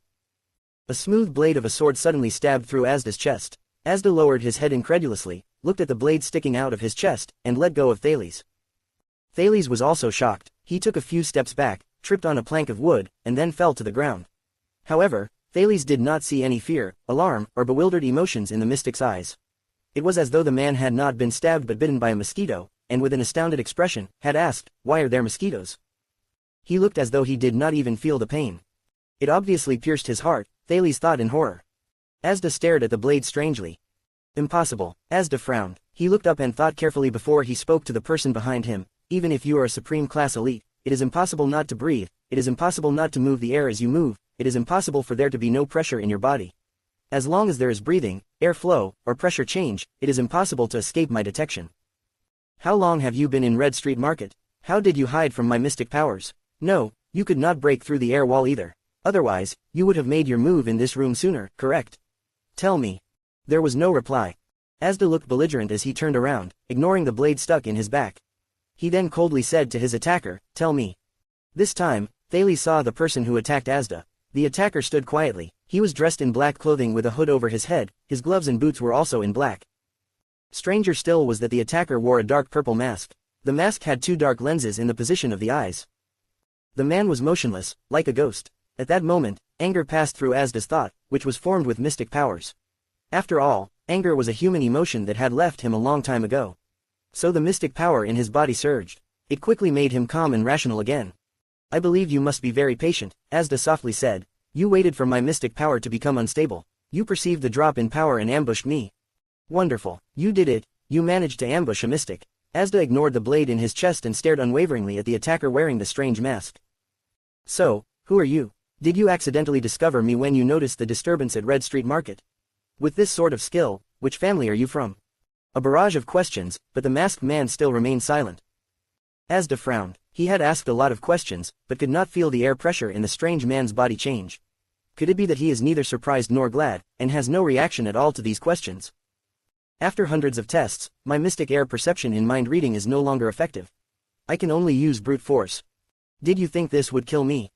Asda approached one step closer. He gently raised his left hand, his eyes expressionless. The air began to flow as his fingers moved, squeezing around the strange, masked man. This cannot spread beyond Red Street Market, Asda thought to himself. If the Kingdom's Wrath or the Black Sword noticed this and rushed over, today's actions would be meaningless. Using a bit of mystic power is enough, I just need to deal with this masked man. This time, the masked man spoke. No, a mystic cannot be killed. His faint voice came through the mask. So you were neither dumb nor deaf. Asda gazed at the two lenses on the mask. However, he saw nothing except complicated machinery and gears behind the lenses. Doubts rose in his heart. You don't seem to be completely ignorant about us either. Thales almost exclaimed aloud. This was because the masked man's voice was the same hoarse voice that had been difficult to distinguish. It was the same voice that told him to lower his head during the fight between Jala and Ralph. With this in mind, Thales' trembling hands slowly began to calm down. The masked man lightly stepped forward and went past Asda. It was as though the frightening air pressure could not even hinder him. While the air mystic was caught off guard, the masked man stretched his hand out and pulled. The dagger disappeared from Asda's back and appeared in his hand. It was a short sword with a gleaming blade and a dark-hued cross on the cross guard.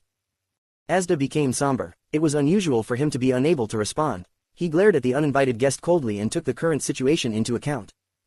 What is he relying on? According to the intelligence updated yesterday, Judgment Spear is on the western front line, the motionless bow is at the outskirts, and the constellation staff is at the Rejuvenation Palace.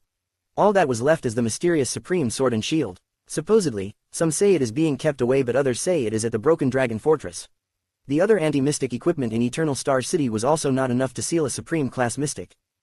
So why is this masked man still so calm? Thales could barely believe what he saw. When the masked man had taken out the dagger from Asda's back, the wound that should have been bleeding emitted a small blue light. The light turned into his clothes, appearing like new. It was as though he had never been stabbed in the chest. A mystic. Thales started to believe in Asda's insane words. What kind of monster is a mystic? Before Thales had time to clearly think about this, he was shrouded by a figure. The strange, masked man walked in front of Thales. Before the boy could react, he had already enclosed him in an embrace. Thales struggled, but the masked man lightly held the back of his neck. The boy felt his strength slowly disappear and became limp in his arms. In a daze, Thales saw Asda lift both his hands up in the corner of his eyes. "Hey, be careful of his." The boy wanted to speak, but the masked man had covered his mouth. Asda stood behind them, no longer intending to continue observing. "This boy is too important. Since you know mystics cannot be killed, why did you act?" Asda's mystic energy started to move. He gathered the air within 50 meters around him. "You cannot be a true class, but you should at the very least be at the peak of supreme class. You even have a way of hiding from mystics." With a nasty expression, Asda waved both his hands. Thales then felt the surrounding air pressure change. The air mystic was about to attack. "But no matter who you are," Asda's words were then interrupted by the terror in his eyes. What is this?" Following this interruption was also a change in the surrounding air pressure. Thales looked across the shoulder of the masked man and saw that Asda looked frightened. The mystic trembled and took a few steps back. A purple light shone from where he had been stabbed. This was the first time Thales saw alarm in the mystic's eyes. The masked man lowered his head towards Thales and his hoarse voice echoed, "A mystic cannot be killed, but they are not invincible." For some reason, Thales suddenly felt calm. He felt much safer with the strange person compared to the lunatic behind. The alarmed Asda looked terrified as he covered his chest. It was as though the purple light was about to explode from there. "No, no," he then looked back up at the masked man. Fear and hatred were evident on his face. "This is the Sovereign State's legendary anti-mystic equipment." The masked man reached out and covered Thales' eyes. "This weapon, I have never seen this before. No, those two bitches." Thales could not hear the rest of Asda's flustered words because as Asda gritted his teeth resentfully, he turned into hundreds of light rays, and then exploded into a burst of unlimited energy. Thales felt as though he had entered another space where all the light and sound had disappeared from his senses. He knew he was already far away from Red Street Market, and that the night was over. Ellipsis. When Jala awoke, she found herself being carried on solid shoulders. Both sides of the street slowly retreated. She became aware of her situation and impatiently hit the back of this familiar man. "Hey, Edmund, let me down, I still need to go back." The fat cook snorted impatiently. "Let you go back to that pretty boy? The cop, what if Big Sis knew, hee." Jala's face turned red. "That cop is not my lover. I clearly saw you lying in his arms. That look of happiness. Did you not pay attention to our surroundings?" "I did. It was dark and windy, late at night, amidst the flowers in the moonlight, a rendezvous between." "Your main point is wrong, fatty. Whether I am wrong or not, we will know in the future." Sigh. "I don't want to talk nonsense with you, I still need to look for someone. Everything is like this now. Don't expect me to let you go back. Damn fatty, lousy cook, let me down, I want to challenge you to a battle. Fight with you, you are only amazing as an ordinary class. Come back to me once you reach super class." "Ha, I really have someone important to find. Don't tell me it's a cop. Even if you want to look for a prince, it is useless." "Damn fatty, still harping on this issue. Sheesh, can you just let me down? Pretty please, Uncle Edmund. You're already 20 and still acting spoiled. Do you think you are still a little girl? Don't you feel shame?" "Why would I, Uncle? You are already 40, but don't you also act like you're 3 years old?" HMPH, mentally, I am still a young man, Something is not right with that sentence. Ellipsis. At the same time, on the other side of the street in the distance, Cohen was awakened by a slap in the face. While dazed, he realized that the person in front of him was his immediate superior, the police chief, Lorbeck Dara. But this time, the chief looked concerned as he treated Cohen's serious injuries. When Lorbeck noticed that Cohen had regained consciousness, he said angrily, "Has the hero woken up? Did you manage to eliminate the Brotherhood and the Blood Bottle Gang after your stroll?" "I. How dare you? You openly disobeyed orders and acted on your own. Are you proud of yourself?"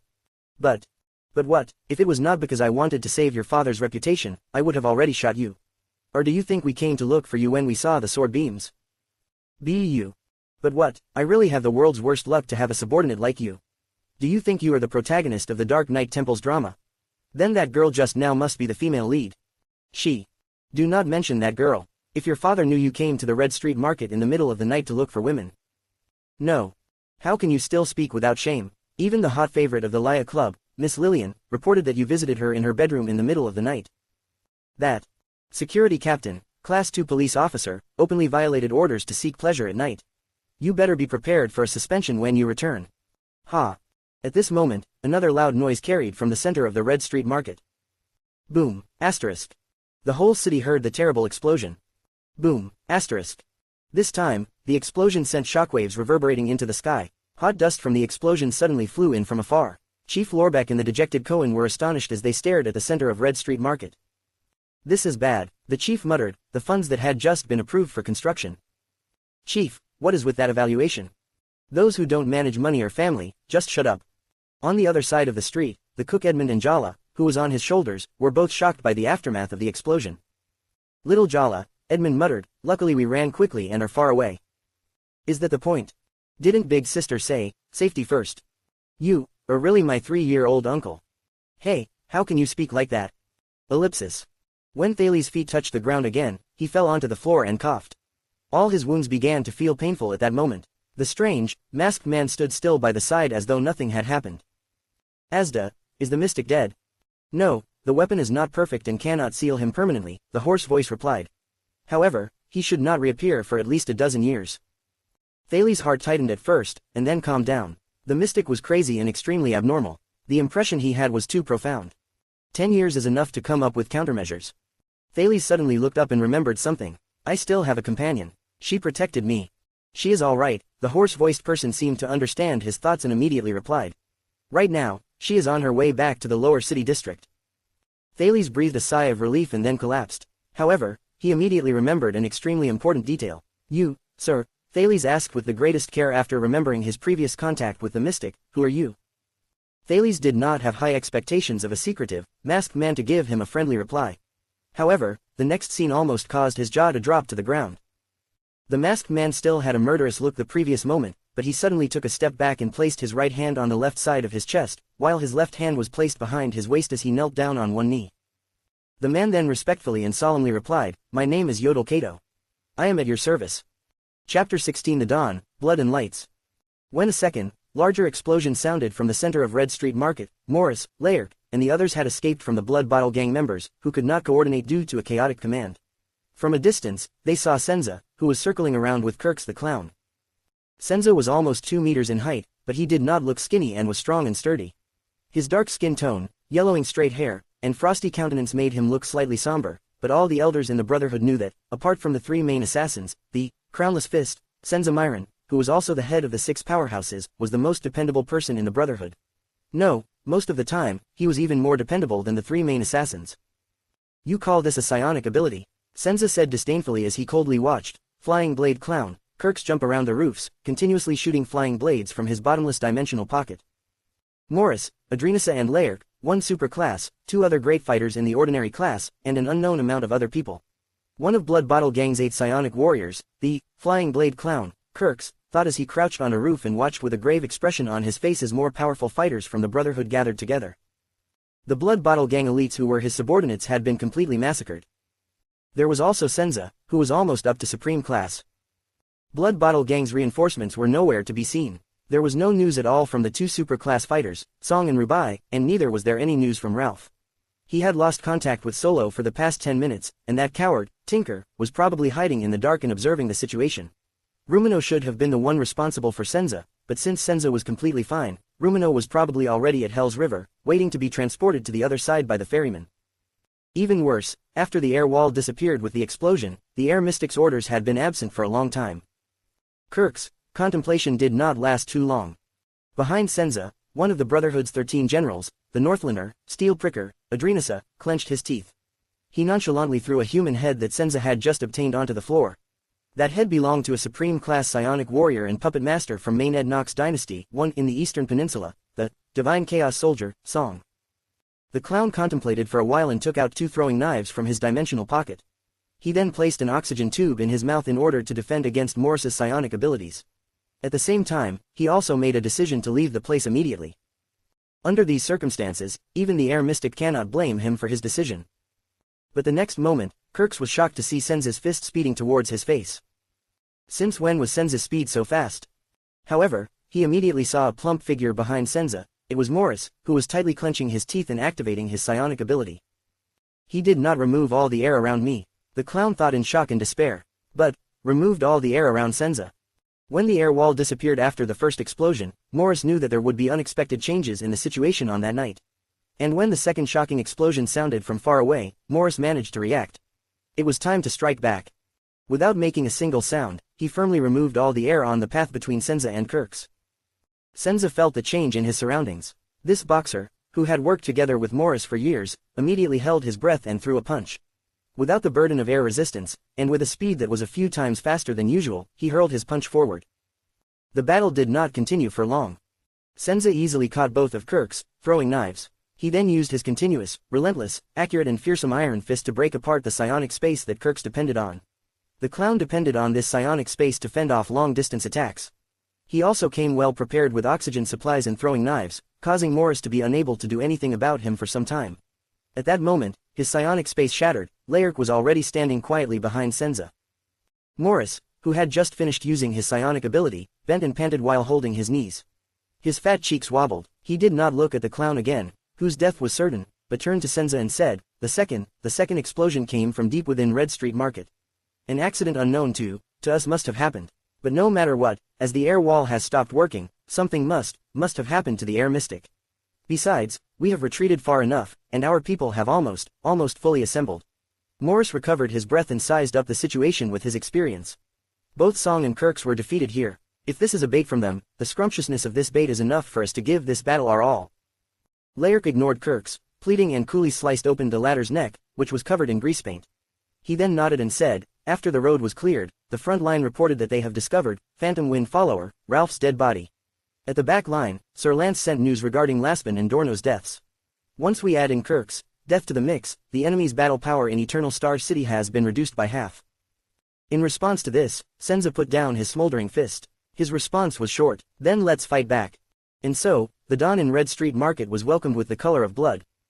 When Nair Rick, who was the logistics director Lance assigned, saw Morris and Senza return, drenched in blood at the intersection between XC District and Red Street Market, the sky was almost bright. Morris tapped his shoulder and exhaled. He spoke, smiling, although there were some ups and downs during the process, Red Street Market is ours now. Of course, just as expected, Rick answered with a smile.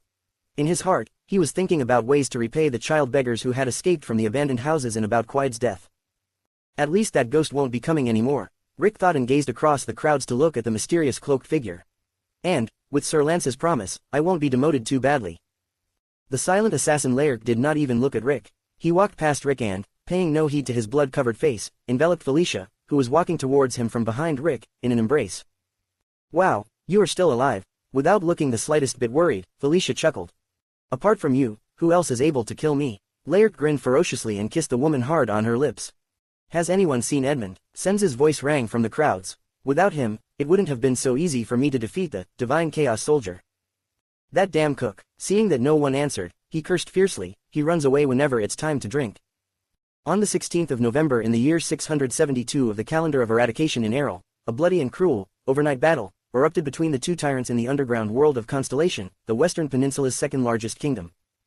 It was a disproportionate battle. In the beginning, Blackstreet Brotherhood stepped into Blood Bottle Gang's ambush and trap. However, the result of the bloody battle left many in shock. Indeed, Blackstreet Brotherhood suffered 214 casualties along with 367 injured. Among the 13 generals, 9 participated in the battle and 7 of them died.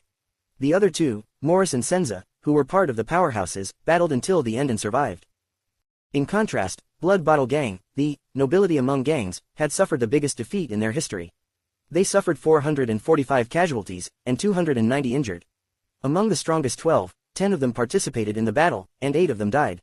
All 5 of the 8 psionic warriors who participated in the battle had died.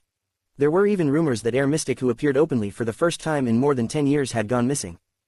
That night, the explosion in the center of Red Street Market almost woke every single resident of the capital, Eternal Star City. Among the innocent civilians in Red Street Market, 1,229 were affected by the explosion. Among them, 275 died in the explosion, 438 were injured, and 516 of them lost their homes. Red Street Market, especially its central area, was severely damaged. The incident was even mentioned by the capital city's chief garrison during the following day's imperial conference. Its position in the agenda was only behind the discussion of tax exemption for the opening up of border counties and the reception of the extant diplomats. In the end, the Imperial Conference instructed the Western City Police Station to take quick action towards subsiding conflicts and preventing private battles among the people. Ever since then, Red Street Market changed hands. The Brotherhood's forces penetrated through the entire Western District. The balance of power in Constellation's underground world began tilting completely towards Blackstreet Brotherhood. Ellipsis. However, what many people did not know was, on that night, another huge incident which would alter the future fate of Constellation, happened at the same time. Being carried in Yodel's arms in an embarrassing position, masked weirdo, masked weirdo, masked weirdo. Thales kept consecutively repeating this in his heart 3 times at once as he was transported across districts completely unknown to him at extreme speed. Thales felt he could not keep quiet anymore. Can you say it again, the reason you were looking for me? The transmigrator asked in pain as he stared at the breaking dawn in the distant sky. To reunite you with your father, Yodel said respectfully. He lowered his body and placed his finger on the surface of a river, causing a ripple as they passed through a bridge's archway.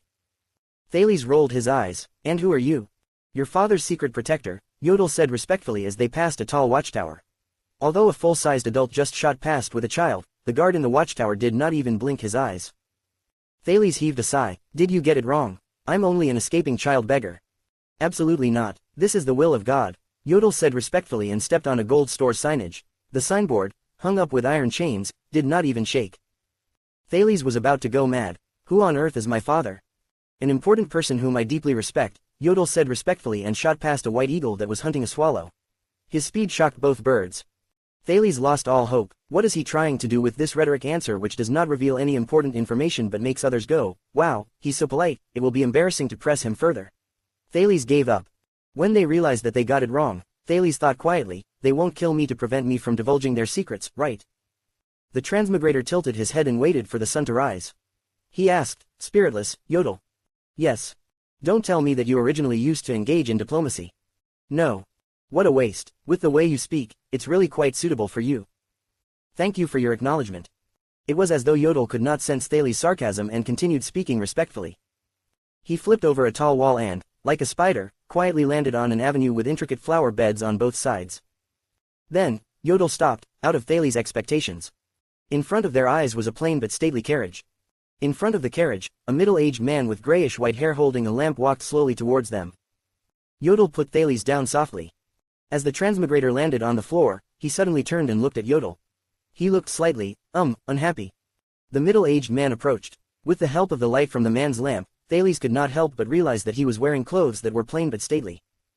The middle-aged man had a wide lower jaw which made him look kind. The short mustache above his lips was neatly kept. Although he was showing respectfulness, his 2 tall cheekbones made him look a little stern. Yet, the bridge of his nose looked a little soft, which gave him a very gentle air as well. This is probably a really complicated person, Thales thought quietly. The man raised his black, gloved right hand, and tipped his cylindrical hat, bowing slightly. Good morning. Compared to Yodel's hoarse and solemn voice, his was steady and reassuring. This person is a noble, a high-ranked noble, Thales concluded. Could he be? But the words from Yodel from behind him made him retract the thought. The masked man spoke in a calm, but impertinent tone. Why are you here? The middle-aged noble nodded softly, smiled, and answered without taking the other's tone to heart, to ensure that nothing goes wrong. He does not trust me. Even Thales could hear the dissatisfaction in Yodel's voice. He trusts you very much, to the point that he is willing to entrust you with the life of his kin. The middle-aged noble slowly said, but I do not trust you, and you know why. Thales felt as though there was a surge of electricity running between Yodel and the middle-aged noble. Yodel kept quiet for a moment and, unexpectedly, did not speak any further. The middle-aged noble did not look at Yodel anymore, but slowly crouched down and flashed an appropriate smile. Child, he said to Thales, I know that your life had been difficult thus far. The middle-aged noble looked at the scars and wounds on Thales' body. He took the glove off his right hand and extended the hand to caress Thales' wounds. Every time his hand touched a wound, his brows knitted slightly. I am very sorry, but child, please trust that after one more procedure, your misfortune will come to an end. Thales, who was a little unfamiliar with this, was about to say something when the middle-aged noble put down the lamp in his hand and held the transmigrator's right hand. Then he took out an intricate sheathed dagger from his bosom. Thales instinctively wanted to inch backward, but his right hand was caught tightly by the middle-aged noble. What are you trying to do? Thales asked anxiously. The middle-aged noble looked at him with a resolute look, and without letting go with his hand, drew out the dagger slowly. Snap, asterisk. It was Yodel. He bent down, extended his hands and pressed hard on the middle-aged noble's shoulder. Through the mask, Thales could not see Yodel's face clearly, but somehow, he was very grateful towards his father's secret protector. There was no other reason. He had seen too much blood and too many blades tonight. Yodel, the middle-aged noble looked as though he was very displeased. He raised his head and knitted his brows while speaking in a low voice that allowed no grounds for refusing. You know that this is a necessity. Thales raised his head and looked at Yodel. He felt quite anxious, although he knew vaguely that the middle-aged noble did not intend to harm him. Then use his own dagger, Yodel said coldly. The middle-aged noble stared at Yodel. At that moment, his gaze looked as though it was filled with ice. After a long time, the middle-aged noble compromised. He nodded and returned the dagger to his bosom. Having seen this, Yodel let go of the middle-aged noble's shoulders. Do not be anxious, child. The middle-aged noble turned his gaze back to Thales. His tone was gentle again. I am only getting a small blood sample. Thales looked at him. The middle-aged noble's gaze was very gentle but determined. The transmigrator nodded his head, awaiting his fate. The middle-aged noble extended his hand and took JC's dagger, which was wrapped in a piece of cloth and had no sheath, from Thales' leg. He warmed it up on the lamp for a while. Then, without causing Thales much pain, the middle-aged noble used JC's dagger to prick the middle finger of his right hand and removed a drop of blood. What is he trying to do? With this world's level of technology, can they even run DNA tests? What if the test reveals my true identity? Under Thales' curious and apprehensive gaze, the middle-aged noble gently dropped the drop of blood on the floor. The next moment, Thales felt the surge of a familiar burning sensation. It poured in from his chest, his blood vessels, his muscles, and then his entire body. Ah, he could not help but shout. But the middle-aged noble's gaze was not on him. Thales turned his head and followed the middle-aged noble's excited gaze. He was looking at the lamp he put down beside him. Boom, asterisk. The previously still lamp was now burning rapidly and violently. The flame became bigger and bigger, and the flame's heart turned from orangey yellow to bright blood red. The flame tilted towards his direction. Thales suddenly understood something, the fresh blood which dropped onto the floor. The flame's heart, which was reddening and increasing in size. A surge of fear suddenly appeared in Thales' heart. He turned his head to look at Yodel as if he was pleading for help. He saw that the masked man was putting his hand into his bosom to procure a glass bottle from his chest. There was a small flame inside. It was a Kindle. At this moment, the flame's heart within the glass bottle was bright red like blood, and it was skewed slightly to the side. Thales turned and looked at the lamp on the floor, then at the tinder in Yodel's hand, then at the blood on the floor. His face paled. It took a long time for the flame in the lamp to return to normal. Impossible, he muttered. It was only when I reached Red Street Market that I was sure that you are the one, Yodel said hoarsely. The middle-aged noble seemed to be very excited. He carefully put away JC's dagger, which was in his hand, and spoke respectfully. Now. However, the transmigrator cut him off with his actions. Thales clenched his teeth and aggressively held his right hand's middle finger with his left hand. He squeezed the tiny wound hard, and a few more drops of blood fell onto the floor. Puff, asterisk. The flame of the lamp, which was on the floor, became bigger and bright red again. This was a divine art placed by head ritual master Lissa 12 years ago. The moment your blood drops onto the floor of the capital city, the bloodline lamp will light up from dormancy, the middle-aged noble spoke, trembling. Thales suddenly understood. On the day he was beaten up by Quide, his blood fell onto the floor. On the day Quide massacred the child beggars, his blood fell onto the floor. When he hit the air wall, his blood fell onto the floor.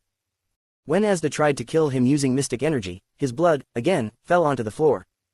Thales helplessly heaved a sigh. He suddenly felt like laughing out loud. Translator's note. 1. Main Adnox dynasty is the Latin version for day and night dynasty, except for the word dynasty. The English version was a little underwhelming, so the Latin version was chosen. Chapter 17. End of arc, Kingdom's Bloodline. An accident. Thales lowered his head. A deep, helpless feeling rose in his heart. Disaster strikes unexpectedly. During that instant, the air mystic smile, Thales had never been able to tell whether it was real or fake, appeared in Thales' head as he spoke to him. Look, this is what it means to be a coincidence.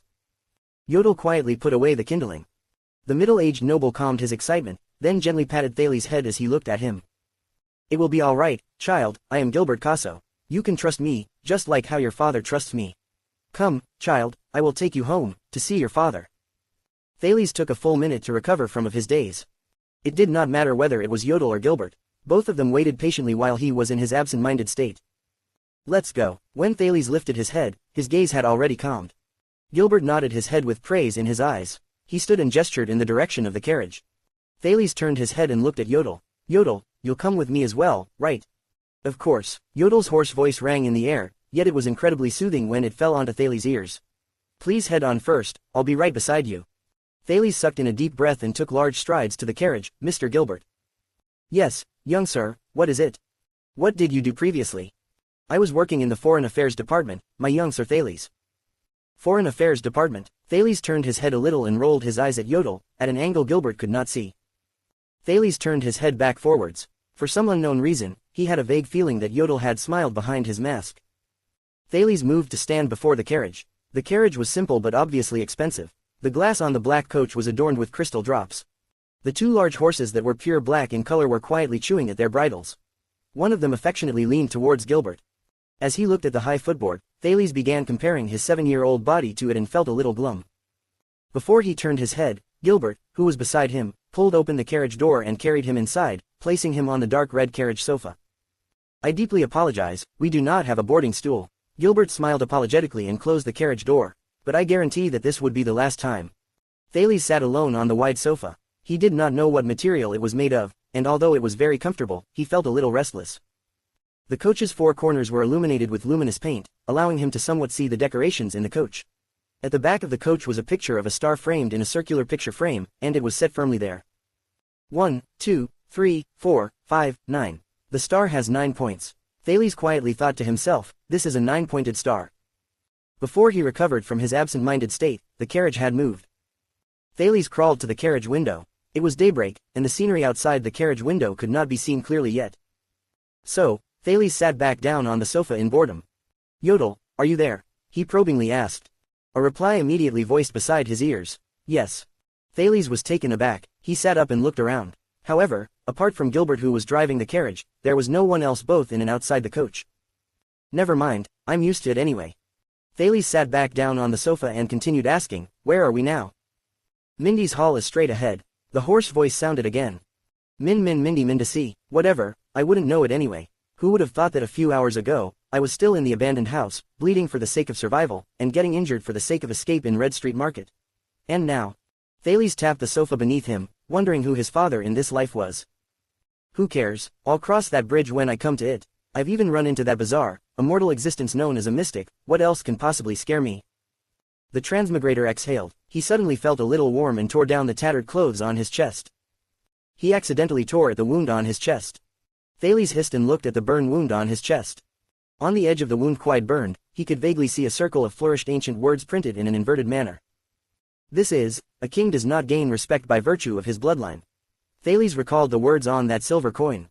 He tapped his forehead suddenly. Mindy's silver coin. Isn't that Constellation's great king of the generation? Wait, Mindy's Hall. The carriage stopped suddenly. Gilbert respectfully invited him to exit the carriage when Thales was still at a loss for what to do due to his head being in a muddled mess. Outside the carriage, there was an intricate little garden. It was paved with solid bricks made of a material Thales did not recognize. In the middle of the garden, there was an intricate fountain, and water was gushing out of a stone dragon's mouth, which had its mouth open to roar at the sky. Thales turned his head in a daze and looked towards the big, black, iron doors in the garden. The black iron doors seemed to be embossed with reliefs. Thales did not recognize any of the depictions on it. However, 2 large flags were erected on either side of the iron door and fluttered along to the wind. The flags were blue with white outlines at the edges. There were 2 silver cross-shaped stars overlapping with each other on both flags. One of the stars was larger than the other, and the smaller star was located at the bottom right of the larger star. Thales recognized the flag. On the western city gate, the flag that fluttered at the highest height had that pattern on it. Blue with a white outline, 2 silver cross-shaped stars, Constellation's flag. The 2 flags in the garden had an additional tiny 9-pointed star that had silver alternating with gold sewn to the bottom left corner of the big silver cross-shaped star. There were 4 golden points and 5 silver points in the star. That was the same pattern engraved on the back of the carriage. Thales snapped out of his daze. Before him stood a magnificent 3-story building. 8 intricately carved pillars supported the large balcony on the first floor. Light shone from one of the windows in the middle of the second floor. The house's main door was made of cedar wood. Thales once saw a furniture merchant selling a large cedar wood square table for the price of 50 gold coins at the Grand Bazaar beside the western city gate. Of course, in the end, he, voluntarily, sold the square table at the discounted price of 1 gold coin to Blackstreet Brotherhood. Thales followed Gilbert while his head was still in a mess. Yodel had offered to carry him when he spread his arms wide open, but Thales declined. He persevered and endured the pain from the wounds all over his body along with his fatigue while walking through the large cedar wood door with great difficulty. The entrance in the hall, including the corridor leading to a spiral stairway, were illuminated by large, gorgeous everlasting lampstands that burned with eternal oil. Fully armed guards stood in the corridor while keeping watch with utmost concentration. It was as though every single guard was meticulously chosen because their heights were uniform. They were all fully equipped with swords, shields, and bows, and all their metal shields had the gold and silver-colored 9-pointed star on them. Thales held the rails beside the stairs and slowly walked up to the first floor. On the first floor, 3 painted portraits hung on the wall facing the house's main entrance. In the middle was a young knight who had a valiant and powerful posture. He held a long spear and was in a charging position. His face was handsome, and his expression was heroic. The silver crown on his head had 7 stars on it. Against the backdrop of the horrifying battlefield, he charged forward fearlessly. The left portrait was of a warrior with a powerful physique wielding a sword and shield. The shield had a silver 9-pointed star. The crown on his head had 9 stars on it. His face was determined and extraordinarily valiant. The background was a lush, green tree that towered into the sky. The right portrait was of a kind and benevolent middle-aged man. He was sitting in the portrait. Behind him was a brightly lit city. His left hand held a valuable scepter that was mounted with bright blue crystals. In his right hand was a thick book, and there were 5 different pictures showing things such as the sun, stars, and the moon. The 3 nobles had different temperaments, but it looked like the artist managed to capture their individual charm. Thales looked at the portraits in a daze. It was as though they were there in person. It seemed like they were truly a great noble family with an extensive legacy. Unfortunately, Thales did not recognize any of them. Wait, why is that handsome middle-aged man so familiar? Thales was about to lift his clothes to take a look at the head portrait burned into his chest when the sound of steady footsteps appeared. This is Tormund I, the last prince of the final empire, and the founder of Constellation. Known as the King of Renaissance, his bravery in the Battle of Eradication is still being eulogized even now. The one on the left is Midir IV, the battle companion of Chara the hero, and Kaplan the prophet, the protector of the sacred tree. Known as the Oath Keeper, he married the Elf Queen, and from then onwards, the Jadestar royal family possessed elf blood.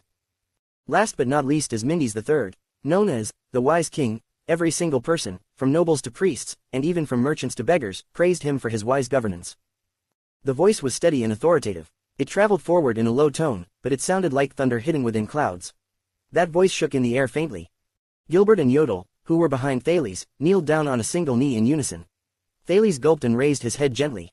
A robust figure walked slowly towards him. His mighty and resolute face reminded the transmigrator of the sword and shield warrior on the left portrait on the wall. He was a muscular noble with black hair, a tall nose, deep-set eyes, a broad face, and was in the prime of his life. The gaze in his sky-blue irises was as piercing as swords. The noble held a scepter in his left hand. He stood before Thales and scrutinized him. A little dumbfounded, Thales stared back at the noble in front of him. He began feeling uncontrollably anxious. Even if he had lived twice, no one had ever taught him how to act during these moments. The robust noble scrutinized him for a long time, so long that Thales started feeling embarrassed. However, to Thales, his gaze did not feel cordial or calming at all. In contrast, it made him feel heavily pressured and slightly out of breath. To put it unpleasantly, even Asda Sakern's crazed gaze felt better than this. However, the transmigrator suddenly noticed that the robust noble in front of him wore a crown that looked similar to the crown with 9 stars worn by the sword and shield-wielding warrior.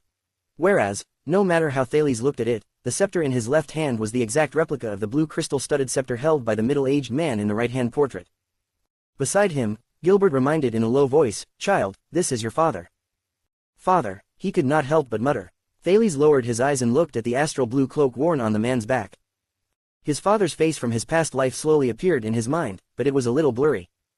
Thales sucked in a deep breath and refocused his gaze. "Who are you?" he heard his own voice ringing in the air in a flat tone. The robust noble did not speak, he only frowned. At that moment, Gilbert lifted his head. With a voice that allowed no room for doubt, filled with authority and respect, he spoke with a solemn tone. "This is Kessel Mindes AD Jadestar, King Kessel V in the family. He is the legitimate descendant of the royal family in the final empire, and he is the heir who will resurrect King Tormund. He is the suzerain of the western peninsula's Rudalians and Northlanders, the conqueror of the dragon skeleton throne and the desert god's altar. He is the guardian of the sacred tree and Serra Dukedom, the guard of Steel City and the Alliance of Freedom. He is the Iron Hand, the 39th supreme king of Constellation, the southern islands, and the western deserts." Thales felt as a chill rise within his heart, and his breathing quickened. A suffocating pressure that seemed to possess corporeal form pressed down on him. Kessel looked at Thales with a profound gaze. After some time, he turned his head and looked at Gilbert and Yodel, who were beside Thales. The robust King Kessel V spoke clearly and slowly with his deep and sonorous voice, "So he is my descendant, the kingdom's bloodline. The last and only remaining kin of our bloodline in all of Constellation." Chapter 18 Father and King. Arc 2, Heir of the Kingdom. Dawn had arrived. In Mindes Hall, the most important and most awkward reunion between father and son in the entire kingdom was unfolding. Thales blankly stared at the robust noble before him who was his father. He turned towards Gilbert and Yodel, a little terrified and helpless. However, both of them were quiet and had their heads lowered. He then looked at the guards around the gallery hall, but the superiorly equipped soldiers had their gazes hidden behind their face-concealing helmets and stood motionless. Then Kessel V's thick and sonorous voice rang beside his ears. He looks like a skinny mud monkey. Indeed, Thales was not looking his best. His short, jet black hair was cut unevenly, Cindy's handiwork, and covered in dust. His tiny face was full of muddy prints and handprints. Although Asda the mystic had used a mysterious method to stop his various large and small wounds from bleeding, the abrasions, cuts, and bruises left by the incidents in the abandoned house in Red Street Market still riddled his body. On his dust-covered body, the child beggar costume made of sackcloth was also tattered and had a huge tear at his chest, almost revealing the burn there. Before entering Mindy's hall, he was even shivering in the cold wind. I believed that you two would not get it wrong. Kessel's voice rang in the gallery hall. Thales raised his head again and looked at Kessel, his king, his father. But Kessel had already turned his head away and was not looking at him anymore. A slight sense of discomfort surged in Thales' heart, but he immediately suppressed the uncomfortable feeling. Kessel's thick and sonorous voice continued resounding, both of you know how important this matter is. Right now, the only people who know about this are the three of us. Of course, I will transfer Gines here, as he requires qualified care. That is why the people in the know would be the four of us. When Morad returns, I will personally talk to him about this. From now onwards, Mindy's hall shall be completely sealed off. To the world outside, spread the word that a royal treasure has gone missing and that I am extremely furious. We cannot take the risk of dispatching the royal guards as this would be too obvious. We must not let the enemy know of our next step. In the following month, his safety will be overseen by Jadastar family's private soldiers, consisting of 50 swordsmen of eradication. The level of defense might be considerably weaker due to the numbers, but these soldiers excel when it comes to loyalty and privacy. They can keep this secret. As long as they do not attract too much attention, it should be more than enough. Yodel, just to be on the safe side, stay guard here as well. Ida and the royal guards will be responsible for my safety this month. Yodel did not say anything. He nodded his masked head slightly. Gilbert, Kessel still did not spare Thales even a single glance. He caressed the crystal on his scepter and spoke as he was immersed in his thoughts. His tone was full of authority. Have you thought a reason for visiting Mindy's hall at dawn? Of course, your majesty. The excuse is a ready-made one. There was a fiery battle between the gangs at the border of the lower city districts and the western districts. There were countless fatalities and a number of wounded. I hurried overnight to the imperial palace you were temporarily dwelling in to report this matter, Gilbert answered respectfully. This is not enough. I will be returning to the Renaissance Palace tomorrow. However, for the following month, you will need to visit this place frequently. A better reason is needed. King Kessel shook his head. What if I say that the circumstances surrounding the disappearance of the royal treasure are too mysterious and that you ordered me to thoroughly investigate this matter? It is a little rough around the edges, but for 1 month's time, it is adequate. King Kessel contemplated for a while and nodded. And then the King of Constellation finally placed his gaze on Thales, who was at a loss. His gaze was so sharp that Thales unknowingly took a step back. It did not feel at all like a father was looking at his son. The king looked like he did not care about Thales at all. 1 month's time, Gilbert, 1 month. Before his status is officially recognized, you are his personal tutor, and will be responsible for all matters concerning his education. Yes, your majesty, as you wish, I shall do my best, Gilbert answered respectfully. Thales' heart sank. Kessel assuredly tapped his scepter on the floor and contemplated for a moment. You have to get him ready. He cannot appear in front of the entire kingdom, the 6 great clans, and diplomatic envoys from other countries like this. From etiquette to disposition, and from knowledge to appearance, he needs to look presentable.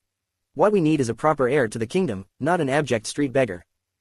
Street beggar. Having heard this, Thales clenched his fist slightly. We will set extant diplomat group's welcome banquet as the goal. I hope that he will be able to make an appearance by then. This will not be easy, but I believe that you are able to carry it out well. Thales' heart quivered slightly, but he silently listened to King Kessel's orders that left no room for doubt as the king planned his future step by step. However, there seemed to be no space for Thales' own will in his future. Why was it like this? He had just escaped from that miserable place that he had once gritted his teeth and persevered through when he lived there. He had just escaped from that miserable place that he had once gritted his teeth and persevered through when he lived there. He still had many questions and uncertainties in his heart. But this King Kessel that was standing in front of him did not seem to care about his thoughts at all. He only announced his orders sentence by sentence and spoke about his own wishes. No one has to know about his past, but there has to be a story. Gilbert, invent a story regarding his origin. As long as his bloodline can be confirmed, I will discuss with Lissa regarding this. It is not impossible to deal with the gods, we need not fear gossip. Pick some of his peers out from the roster of nobles, along with educators and attendants for the heir. After he is recognized, all this will become the focus. Make sure to put all of these in the records in advance. I want to see the list of names before next week. And just to be safe, Gilbert, you have to reconfirm the clauses for royal succession in the Holy Constellation Constitution, along with precedents for cases like him in the Jade Star family. If there is anything that might be cause for dispute, it would not be too late for us to remedy it now. Thales furrowed his brows and continued listening as they plotted his future and his life. He was like a marionette. As for his marriage contract, I have an idea. We will discuss it later, exit. At that moment, Gilbert spoke and cut the king off with a respectful expression. Your Majesty, there is still some time left as of right now. The middle-aged noble seemed to sense that something was amiss, but he tried his best to express his opinions. If you need to spend time alone with this child, we can. However, Kessel swiftly waved his hand and stopped Gilbert mid-sentence. At that moment, Thales saw that the eyelashes on the king's deep-set eyes fluttered. He felt as if a surge of strange emotions was emerging on Kessel's expression. Thales wanted to say something, but before the words reached the edge of his mouth, he swallowed it back. What? What should I say? What can I say? What should a 7-year-old child who is meeting his father for the first time say? Hey, father whom I just met, can I say something? Perhaps you should listen to my opinions instead of talking to yourself. Ah, it's too strange. Kessel looked like he intended to turn his head towards Thales, but then he turned back abruptly. He rested both his hands on his scepter and gazed at the 3 portraits, not speaking for a long time. Only at this moment did he seem to resemble a human being. Kessel turned around after a long while. He did not look at anyone. However, the authoritative voice that belonged only to Constellation's king, Kessel V, rang once more. In short, the duty bestowed upon the 2 of you is a very heavy one. Constellation has been hairless for 12 years. Only last week, whether by intention or not, Koester mentioned in his letter about the succession system in Extit. Both of you know how the 6 great clans would react. His appearance is a variable, but also an unexpected bargaining chip and advantage for us. It is time to alter our plans, to make sure that we are one step ahead of our enemies. Ensure that his presence is utilized to the utmost. Thales was stunned. Was this his father? Variable, bargaining chip, advantage, utilized to the utmost. Are these what a father should say in front of a son he has never met? Thales heaved a sigh in his heart and lowered his head. So this is what it is, this feeling of not belonging. This doesn't feel like a reunion between father and son at all. He's more like a chess player who is naturally and nonchalantly moving a chess piece. Thales was obviously not the only one who felt this strangeness. Gilbert's countenance changed slightly, as though he wanted to say something. But in the end, he only lowered his head and heaved a small sigh at an angle the king could not see. But there was still someone who cut the king off without regard for the atmosphere. Your Majesty. Thales turned his head around in surprise. It was the silent Yodel who had spoken. The secret protector's expression behind the mask could not be seen, but his hoarse voice was extremely firm. He is first and foremost your kin, your son, and only then is he your heir. You cannot just ignore that he is your son. Thales raised his head and saw that Kessel V heaved a long sigh before he closed his eyes. Yes, he is my son. With eyes still shut, the king held his scepter tightly and spoke drearily. That is why I am here today. I entrust him to both of you. Remember, 1 month. Yodel's gaze behind the mosque's lenses froze for a moment. In the end, he lowered his head and did not speak anymore. A slight feeling of uncertainty and shock crept into Thales' heart. The king nodded. He looked at Gilbert and Yodel, who both knelt on one knee. He then took one look at the dazed Thales with an indiscernible and complicated gaze, then walked away without hesitation. Gilbert and Yodel slowly stood up. The robust figure slowly walked down the stairs. The footsteps were heavy but authoritative. A king's authority. What? It ended, just like this. Thales was stunned and watched in disbelief as his father left. This isn't right. This so-called father, he sired this body, didn't he? But why? Why does he seem so emotionless? Also, the matters related to my future, have they been decided just like that? I didn't even have a chance to speak. Wait a moment. Thales finally could not resist and shouted out loud. He was done being a powerless chess piece. The robust figure paused for a moment and turned. Gilbert looked at Thales in shock. Yodel's expression was still hidden behind the mask. Watching the slowly turning king and enduring his sharp gaze, Thales suddenly felt as if there was a frog in his throat. But with great effort, he still opened his mouth and spoke. Although we have never met, stumbling on his words, he extended his hands and swung it helplessly in front of his body while weighing his words. But since you are since we are. The king held the stair railing and looked at Thales with an indescribably complicated gaze. Thales shut his eyes tightly and opened it again, exhaling. I think, he pronounced the words with difficulty, his usual eloquence nowhere to be found. DMN, what sort of attitude and words should I use when facing this person, who is my father and the king at the same time?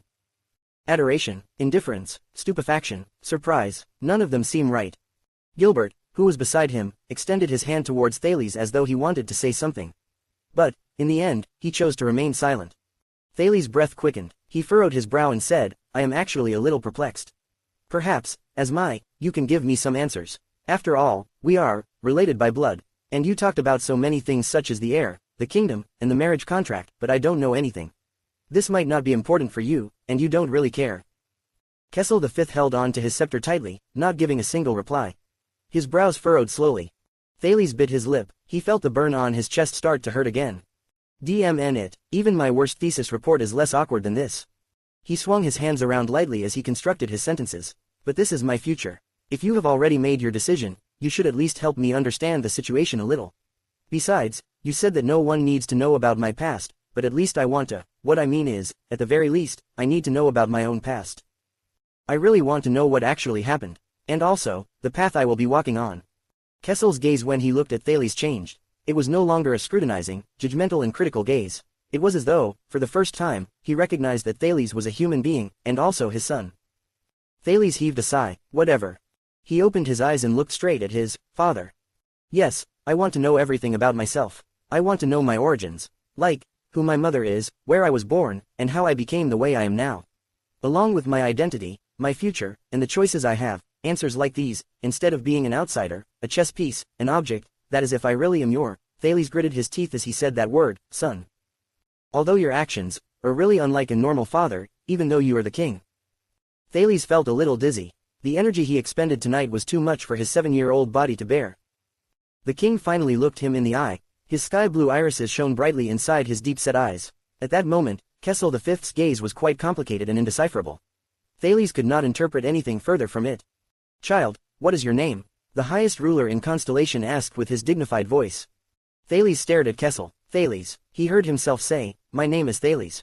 Only now does he think of asking for his son's name. My God, Thales mentally shook his head. Thales, listen properly. Kessel narrowed his eyes, his tone cold. You do not need to know about many things, you need not concern yourself with them either. Your path has already been decided, you just need to follow it. What? At that moment, Thales felt a surge of coldness in his heart. If you still have any uncertainties, go ask Gilbert. And then, Kessel V, the 39th Supreme King of Constellation, the Southern Island, and the Western Desert, left Mindy's hall without looking back. His cloak disappeared from Thales' sight. Damn it, Thales lowered his head and fixed his stare at the expensive black floor tiles with a tight frown. Is this really the sire of this body, and not an enemy? Child, Thales, Gilbert, who was behind him, could not resist and silently tapped his shoulder. Do not worry and think too much about it. His Majesty just has too much on his plate. He's actually... Before Gilbert could finish his sentence, Yodel suddenly walked forward and crouched down before Thales. He took out Thales' JC's dagger, which had somehow, at some point, gotten into his hands. Gilbert's expression changed. He touched his waist and knitted his brows and softly placed it in Thales' hands. Thales snapped out of his thoughts and was slightly stunned. The head behind the dark purple mask nodded slightly, and a hoarse voice slowly said, relax. You are his son, related by blood, bound together by fate. Nothing and no one can change this. Thales sucked in a deep breath. They probably misunderstood. Did they think that I'm feeling disappointed because my father ignored me? He kept his dagger and clenched his fists tightly, forcing out a smile. Don't worry, he suppressed the dissatisfaction in his heart and spoke plainly, thank you both. Looking at Yodel who had cut his words off with his actions, Gilbert exhaled from his nose in displeasure. He, also, crouched down in front of Thales and spoke gently, my young Sir Thales, you have experienced too much tonight. What you need now is rest, and perhaps treatment. Thales, please come with me. Yodel, I will look for you later. We need to talk. Thales nodded and obediently followed Gilbert. Yodel, who was left alone, raised his head and looked at a vase that was placed in the corridor some distance away. Using his sharp and frightening gaze, he observed that thin cracks that were barely noticeable had appeared on the vase. Yodel furrowed his brows slightly behind his mask. He knew that before Thales had growled angrily, the vase was still in perfect condition. Was it a coincidence? Chapter 19 Anomaly and Rebirth. Wu Qiren was sitting in the classroom, his hands flying across the keyboard, speedily recording the discussion between two other students. Enlightenment is man's emergence from his self-incurred immaturities such as laziness and cowardice. When Kant described enlightenment, he emphasized that every single person possesses reason, a universal reason. The other student answered with his pleasant voice, universal reason, which stems from enlightenment, has been unearthed and utilized to its maximum potential, which is why our current era was formed. Reason is supreme, limitless, eternal. It can give us unprecedented power. Having heard this, Wu Qiren removed his hands from the keyboard and furrowed his brows. Although he was usually gentle and polite, he directly cut the student off. He raised his head and spoke, perhaps you have not read Foucault's view on the relationship between power and truth, and Heidegger's view on technology. However, he did not continue speaking, because when he saw the person sitting in front of him clearly, he was so shocked he could not speak. Sitting opposite Wu Kirin, was the air mystic Asda Sakern, with his long brown hair, blue shirt, and elegant demeanor. The other party looked at him gently and spoke with a pleasant voice. If a limitless power and an all-encompassing form of reasoning exists in this world, Thales, do you not desire it? Thales jolted up from his bed. In the dark, he held onto JC's dagger tightly, which was under his pillow. Drenched in cold sweat, he panted. Thales turned over and jumped down from his bed. He only remembered where he was when his bare feet touched the expensive, heated tiles, and his nasal cavity filled with pleasant, calming perfume. The wounds on his chest and other body parts were itchy and painful under the bandages and plasters. This made him a lot more alert and calmed his breathing. He placed JC's dagger under his pillow once more. Still badly shaken, he laid back down on the huge bed that was enough for 20 Thales to sleep in. Thales was not used to the friction of the silk pajamas against his body. The bed had many springs at the core and its surface was soft and smooth, molding into Thales' framing submissively as he laid down on it. He was wrapped tightly in a Northland, goose-down blanket that was covered in silk. A smooth, silk pillow, imported from the southern coast, propped up his head and shoulders. At that moment, Thales felt like something was squeezing him from top to bottom. It was as though the air mystic had wrapped him in a layer of air and was slowly compressing him. Thales felt worried thinking about this. He pushed back the extremely light, smooth, and comfortable blanket before he stood on the ground again. Fumbling about, he found a corner, curled himself up, and lied down there. The rigid and hard floor, as well as the thick and solid walls, gave him a familiar sense of safety. Having done this, Thales slowly exhaled and chuckled in resignation. I can't believe that this is happening. He knocked on the solid floor tiles and let out a self-deprecating laugh. I miss the little guys in the 6th house so much. I hope Jala is taking good care of them. Tomorrow, I have to talk to Gilbert about this. Even if he can't contact them directly, he could at least be able to keep an eye on them in secret. However, because of the fragment of memory he just recovered through his dream, his previously relaxed mood immediately became tense again. Dreams are reflections of the subconscious. These memories of his past life were probably the most deeply hidden fragments within his subconscious. However, this time, even Asda Sakern appeared in his dreams. As expected, I still care a lot about what that lunatic said, Thales mumbled in the dark. His short encounter with the mystic a few hours ago flashed through his mind. The mystic's actions, which were sometimes rational and sometimes completely random, his mysterious ability, and a mortal body that was almost inhuman made him shiver. And what he said, child, looks like you do not know your own nature. This sentence appeared again in his tired mind. Thales forced himself to get rid of additional and unnecessary emotions of worry and fear, then calmed down to analyze the mystic's words. Based on what Asda meant, I am just like him, just a person who has the potential to become a mystic. Based on Asda's behavior, people with this kind of potential are quite rare. For me, this is a positive thing. But from what I can see currently, mystics don't seem to be very welcome in this world. Asda's words were way too subjective, but if part of what Asda said about the so-called battle between mystics and humans is true, mystics would be a hated existence who cannot show their faces to the world. Also, Thales thought worriedly, Asda's body. After his heart was pierced through, the wound shone with blue light. Is he really not a human anymore? In Yodel Kato, according to what he said, he must have arrived at the abandoned house very early on, so he must have heard Asda's words. Thales clenched his fists. Does he also know that I lost control in front of the mystic? If Yodel knows, does it mean that Gilbert and King Kessel would know about it too? How would they look upon me? There are many other riddles, such as my neurotic, unusually cold and extremely suspicious father, who is also a king, the fact that although I'm only 7 years old, the bloodline lamp which is blessed with divine art, was from 12 years ago, my origin, surname, and significance towards the kingdom, why the news of my return is treated with such secrecy, so much so that Gilbert and Yodel practically smuggled me back like thieves. And what's up with this world? A medieval way of life. A world where magic is common. Steampunk. Thales tapped his head. No, I can't figure anything out. My basic understanding of this world is still too little. I need a comprehensive course that starts from basic knowledge and would provide a child with rudimentary knowledge. Thales exhaled in resignation. His gaze immediately turned solemn. Things like gaining rudimentary knowledge and learning can be done slowly. But, there was one matter that had to be resolved, the matter related to his life and body. He recalled the mystic's words again. Child, looks like you do not know your own nature. But never mind, everyone will experience a first in losing control over themselves, and we all start from ignorance. Thales clasped his hands in the dark and recalled the incidents where he lost control. When Asda compressed me inside a layer of air using mystic energy and prepared to squeeze me into a ball, my whole body boiled as if it was burning. I saw the energy ball in his hand. It must be the so-called air wall. The energy ball became red and suddenly appeared in front of me. And then... Wait. Thales might have found a crucial point in the matter. Blood, and the burning sensation. Thales slowly sat up. Quide. The name flashed past his mind. He had experienced this blood-boiling sensation before. It was during the 2 consecutive times Quide abused him and brutally beat him up. The similarity between those 2 incidents and his encounter with Asda was the fact that he bled. Before this, Thales thought that the burning sensation within his body was due to the so-called divine art that Gilbert mentioned, triggered by his blood falling onto the ground. Now, it seemed like the incidents where he lost control coincided with the occurrence of the burning sensation. Thales was suddenly aware that he did not lose control for the first time in front of Asda. In truth, he lost control for the first time in front of Quide. When Quide tried to kill Korea, that bastard should have been holding onto JC's dagger. How did that dagger suddenly appear in my hand? It was as strange as that energy ball suddenly appearing in front of me. Quide, bleeding, burning sensation, dagger, Asda, energy ball, Yodel and Gilbert, bloodline lamp. Thales shut his eyes. He realized that he could not sort out these disorderly elements. Too messy, too chaotic. However, he was not discouraged. Instead, a surge of excitement that had not appeared within him since a long time ago rose in his heart.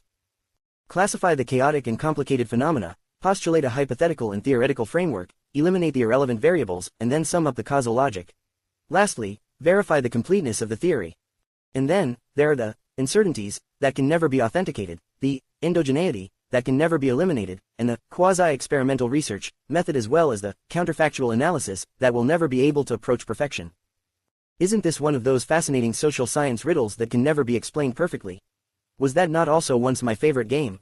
Besides, this time, what I'm facing isn't a multi-causal, social phenomenon that I can neither do anything about nor test and verify. It's a single problem happening to me, and I can test and verify it repeatedly. When Thales opened his eyes again in the dark, his irises were filled with the desire for a challenge. He tried to calm himself down and sort out the phenomena he was experiencing. There are too few samples, too many variables, and the mechanism is too simple. The overly complicated qualitative comparative analysis (QCA) cannot be used. I can just use the most basic Mills methods of induction. First of all, with bleeding and losing control as the keywords, select relevant cases and events. He slowly shut his eyes. The familiar feeling rushed back into his mind. All the disorderly elements and factors were speedily being configured within his consciousness. According to the purpose of research in the time sequence, establish different conditions, not reasons, for each sample. See if the outcome appears. Various incidents appeared past his mind in a flash. Eliminate incident samples with too many missing values, assemble each incident's condition and outcome and then differentiate them based on their level and type. A clear and organized table appeared in his mind. 4 incident samples that could be observed and compared were arranged inside. Sample 1. Condition 1.1. Quide beat me up for the first time. Condition 1.2. Bleeding. Outcome 1. There was no anomaly. Sample 2. Condition 2.1. Quide beat me up for the second time and was about to kill Korea.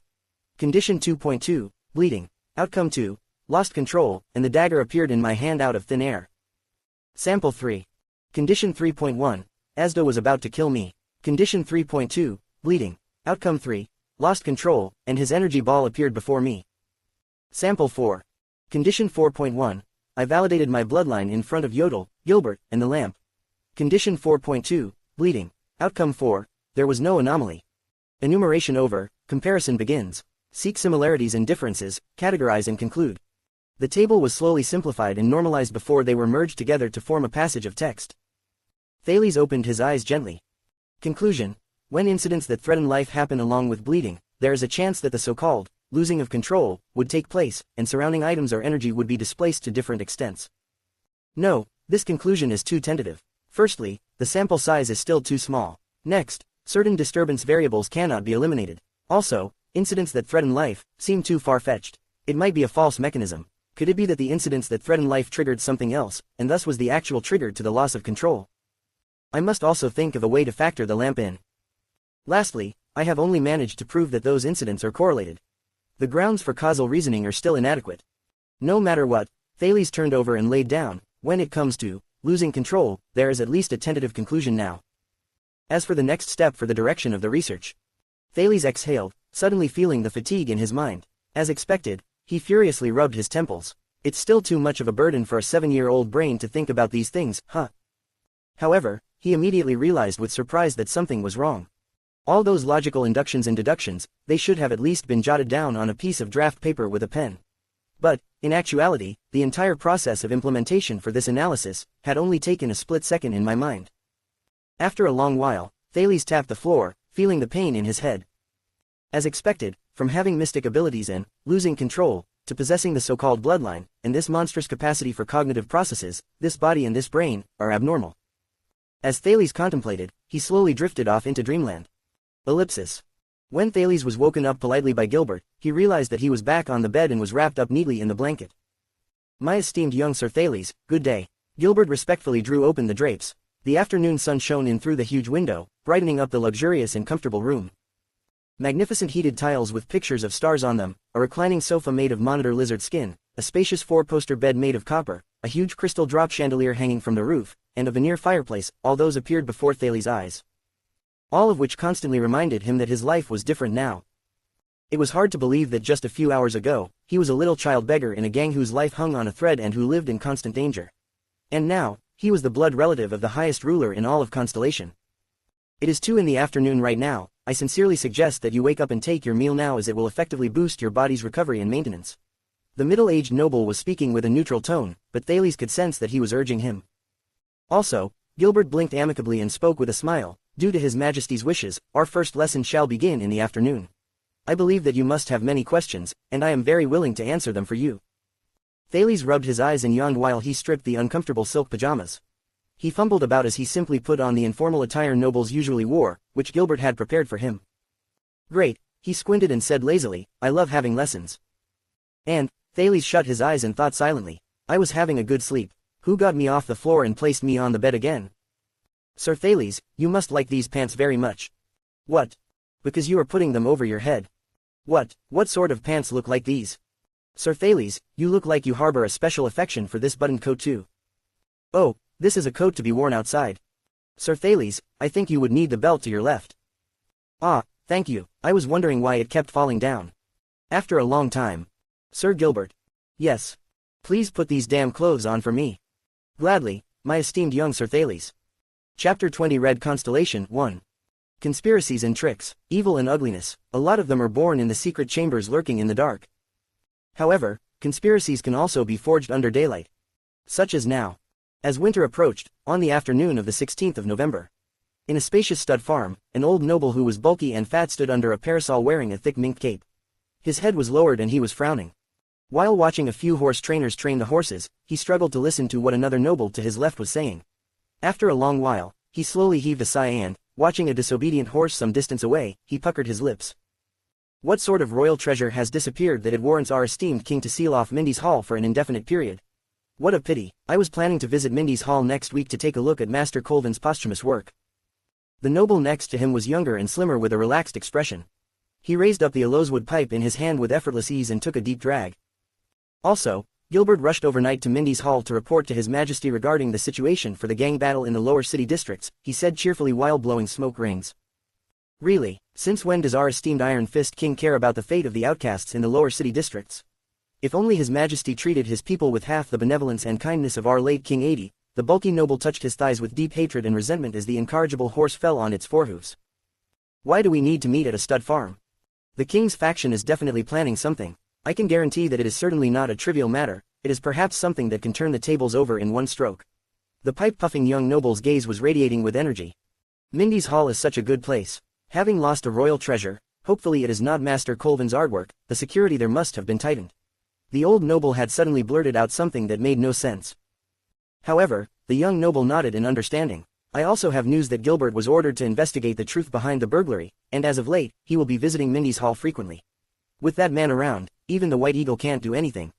We can probe, but we shouldn't go too far. We have to use other methods to disrupt their plans. The young noble inhaled another mouthful of top-grade Fisola tobacco, of which only 600 pounds was produced each year. He reveled in it for a moment and blew a perfect smoke ring. Next month, the Extit diplomat group will be arriving at our kingdom's territory. At that moment, the old noble's face showed sincere worry. It had not been easy for Constellation and Extit to achieve a state of peace. That is true. Compared to his elder, the young noble could not retain his composure. His aggression, will, and spirit showed. If any accident happens to the diplomat group within our kingdom's territory, our Majesty will probably be forced to act passively when he faces pressure from within and outside the kingdom. If our Majesty does not handle it appropriately, the old noble watched as the horse from a distance away got up.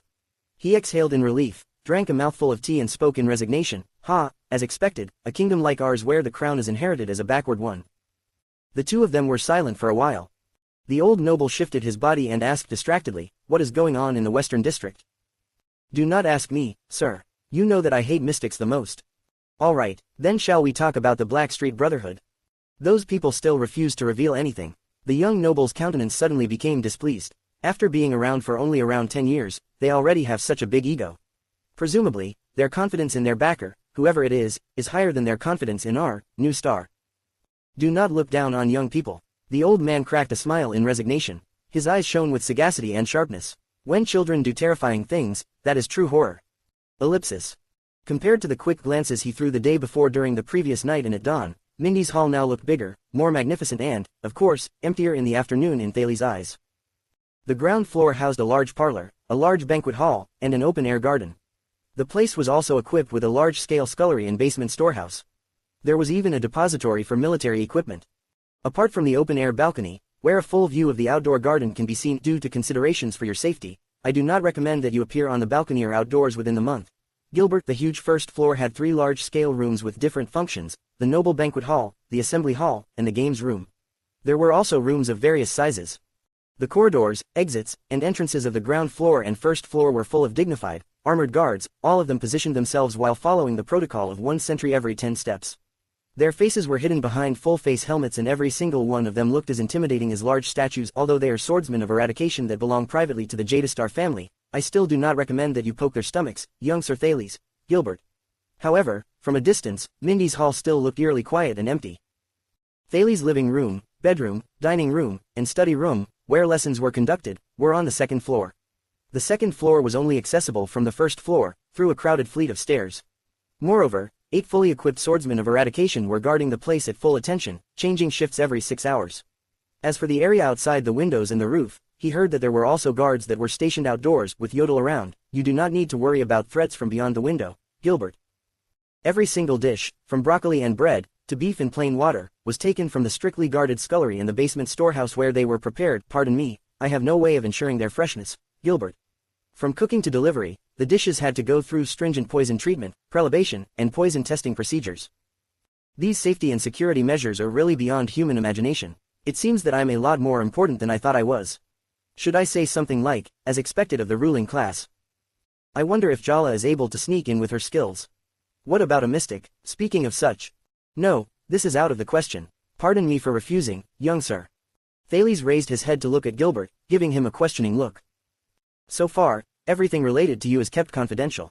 Gilbert shook his head firmly. Pardon me for speaking bluntly. We have already sealed off Mindy's hall. Our communication with the outside world is limited to a few trusted oath keepers. Under this situation, for the royal family to suddenly dispatch troops to a gang in the lower city district in search of 3 child beggars in hiding, whether it is to monitor or to assist them, would be extremely detrimental to both parties. Although the gang is nothing to us, actions that are too flashy would alert our true enemies and provide them with an opportunity to seize our weakness. Do not look down on the capabilities of those with malicious intentions. With the slightest clue, they would be able to reel silk from cocoons and find the source. He said in a deep voice, "To help your old friends, we have to at least wait for the right opportunity." Thales heaved a sigh and frowned, eating the last mouthful of buttered bread. It was sweet and greasy. He immediately took his cup and drank a mouthful of red tea. At least the food is much better. If you are satisfied with the afternoon tea, with impeccable etiquette, Gilbert took the teacup from the frantic Thales and bowed slightly. He continued, "We shall begin our afternoon lessons." In truth, while maintaining a smile, Gilbert muttered in his mind, "Perhaps we should begin with dining etiquette." How about Yodel? Where is he? As a competent protector, he would naturally be on guard somewhere nearby. Thales resisted the instinctive urge to look around. Once he knew that Yodel was nearby, he somehow felt a lot more at ease. And so Thales tugged the bow tie on his neck that was making him uncomfortable and followed the slightly frowning Gilbert into the study.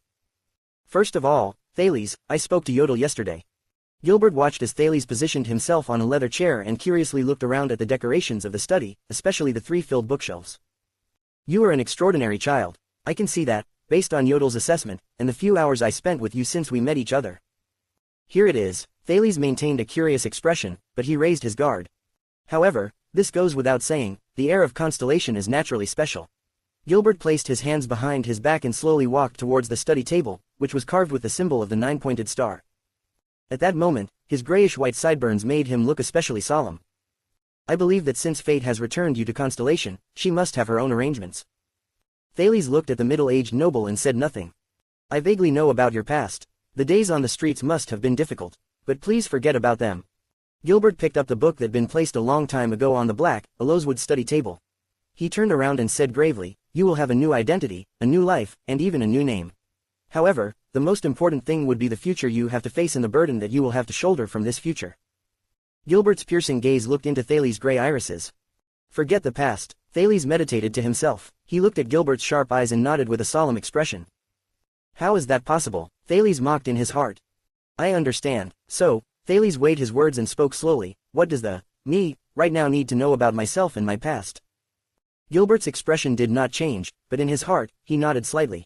Anxiousness, fear, helplessness, all the emotions that should be felt by a 7-year-old child under this kind of situation, are absent from this child. There is only calmness and caution. Even his excitement is minimal. He is indeed extraordinary. Is it due to the tough trials and tribulations he faced in the Brotherhood? Yodel refused to explain in detail, but the assassin was full of praises for this child. However, does being in a gang in the lower city district really give someone this kind of experience? Or should I say that the royal bloodline that descended from the ancient empires, with almost 3,000 years of history, is indeed extraordinary? Or maybe, his other half. Having thought of this, Gilbert furrowed his brows a little, but the competent noble still bowed slightly. My esteemed young Sir Thales, please allow me to regard you as such for the moment. You are 7 years old this year. On the 25th of July in the year 665, you were born in Man Manor, which is on the outskirts of Constellation's capital city, Eternal Star City. Your biological mother is a noble lady, whose name shall not be disclosed because it is not convenient for us to do so. She passed away from excessive bleeding while giving birth to you. Before taking her last breath, she named you Thales, after the brightest star in the sky. Thales furrowed his brows slightly. You grew up under the secret care of the Jadestar family in Man Manor. I, and another female official visited you occasionally. During that period, you grew up as a child adopted by Lord Man while he was hunting outside and did not know about your true identity. Last year in December, Lord Man died in battle on the border of the western deserts. Due to his lack of an heir, his assets and territories were retrieved by the monarch. At the same time, I brought you back to Mindy's Hall, which is in the Twilight District. Thales kept quiet and listened to the entire narration. In next month, Gilbert held the book in his hand tightly, as the king, Kessel V's, illegitimate child, a member of the Constellation royal family, and the only surviving blood relative of the Jadestar family, you will be declaring your birthright. Then the royal family, Sunset Temple, and the upper house of Constellation will jointly recognize you as. Gilbert's expression was imposing and solemn. There were also slight hints of worry and sadness. The heir of Constellation's supreme king. After a long time, Thales exhaled lightly. Looks like it's way more complicated than what I imagined. I get it, there are some parts that I'm still unclear about, but I will remember it firmly.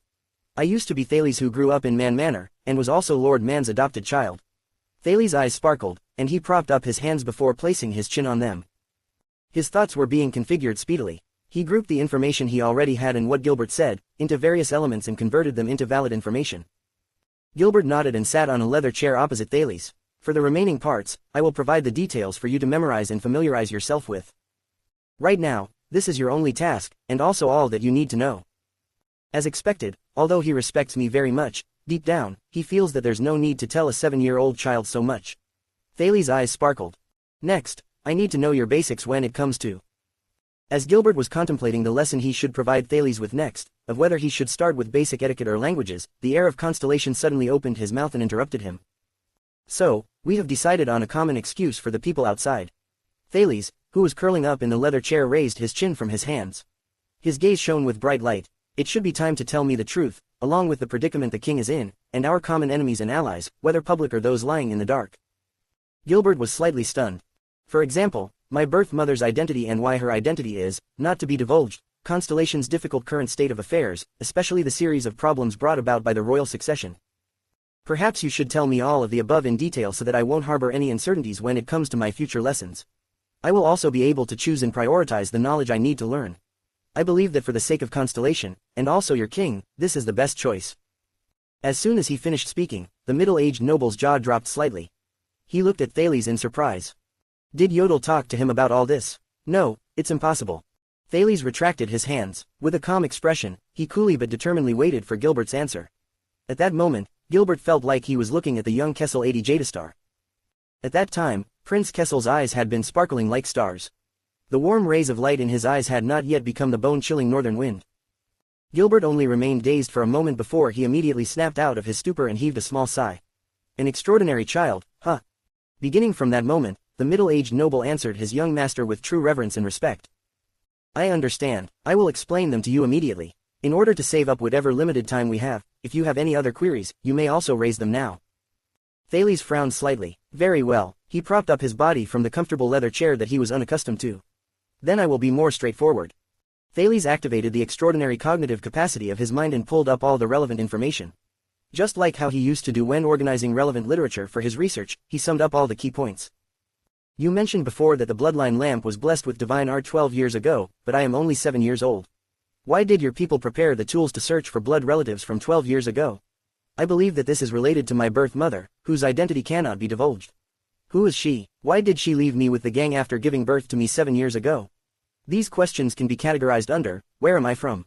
And, Kessel, my father, is still in the prime of his life. What is the reason for Constellation not having an heir for 12 years? Why has all hope for an heir been placed on an illegitimate child of unknown origin? There is something wrong with my father's attitude towards me. If it's not a problem with his personal attitude, then I'll have to ask. What is his relationship with my mother? Why is my identity such a secret? These questions can be categorized under, who am I? Lastly, what does my existence mean to Constellation? Without an heir, what kind of problems would Constellation face? Who are our enemies, and who are our allies? According to what you said, Sunset Temple plays an important role in the matters related to me. How is this related to them? If I am acknowledged, or even if I just make a public appearance in the kingdom, what would be the state of affairs we would have to face? As an illegitimate son, what are my rights? As an heir, what would I be inheriting? These questions can be categorized under, where am I headed to in my future? Where am I from, who am I, and where am I headed to in my future? Sir Gilbert, please answer these 3 queries for me. It was as though time stopped at that moment. Gilbert stared hard at the boy before him. From out of nowhere, a rush of surprise and fear appeared in his heart. Late kings from ancient ages, late kings of Constellation. He sighed from the bottom of his heart. Is this boy your descendant? What kind of power is hidden within your bloodline? After a long moment, the middle-aged noble uttered a sentence with slight difficulty, Sir Thales. He exhaled and organized his words. You are definitely unlike a 7-year-old child. Thales immediately realized that what he had just said was inappropriate, but there was already no way for him to back down. Whatever, being a child prodigy who is familiar with the ways of the world is definitely better than being a clueless puppet. More than one person had said this before, if you want to get into my good books, you will have to word it more creatively, Mr. Gilbert. To mitigate Gilbert's expression, Thales answered with a rare show of humor and cracked a smile. Gilbert did not reply, he just cast Thales a deep look, not averting his gaze for a long time. Just as Thales wondered whether time had stopped, the middle-aged noble, who was as still as a statue, suddenly opened his mouth and began to answer his queries. My esteemed Sir Thales, firstly, where you are from, everything began 12 years ago. In the March of the year 660, although the late King Adi II was already of old age, he was still king. His reign was long-standing and steady, the people knew him as the king of eternal rule. However, due to an increasingly fierce rebellion, the whole of Constellation sunk into an unprecedented turmoil. It even affected the entire Western Peninsula. War, disaster, famine, those were the issues of that year. A lot of people referred to that year as Bloody Year. Amidst the chaos and bloodshed, King Adi was murdered. Almost the entire Jadastar royal family was slaughtered. Among all the legitimate members of the royal family, only his 5th son, Prince Kessel Jadastar survived. At that time, he was 35 years old. In the end, he was crowned as king. That was your father, Kessel V, known as the Iron Hand King, among the people.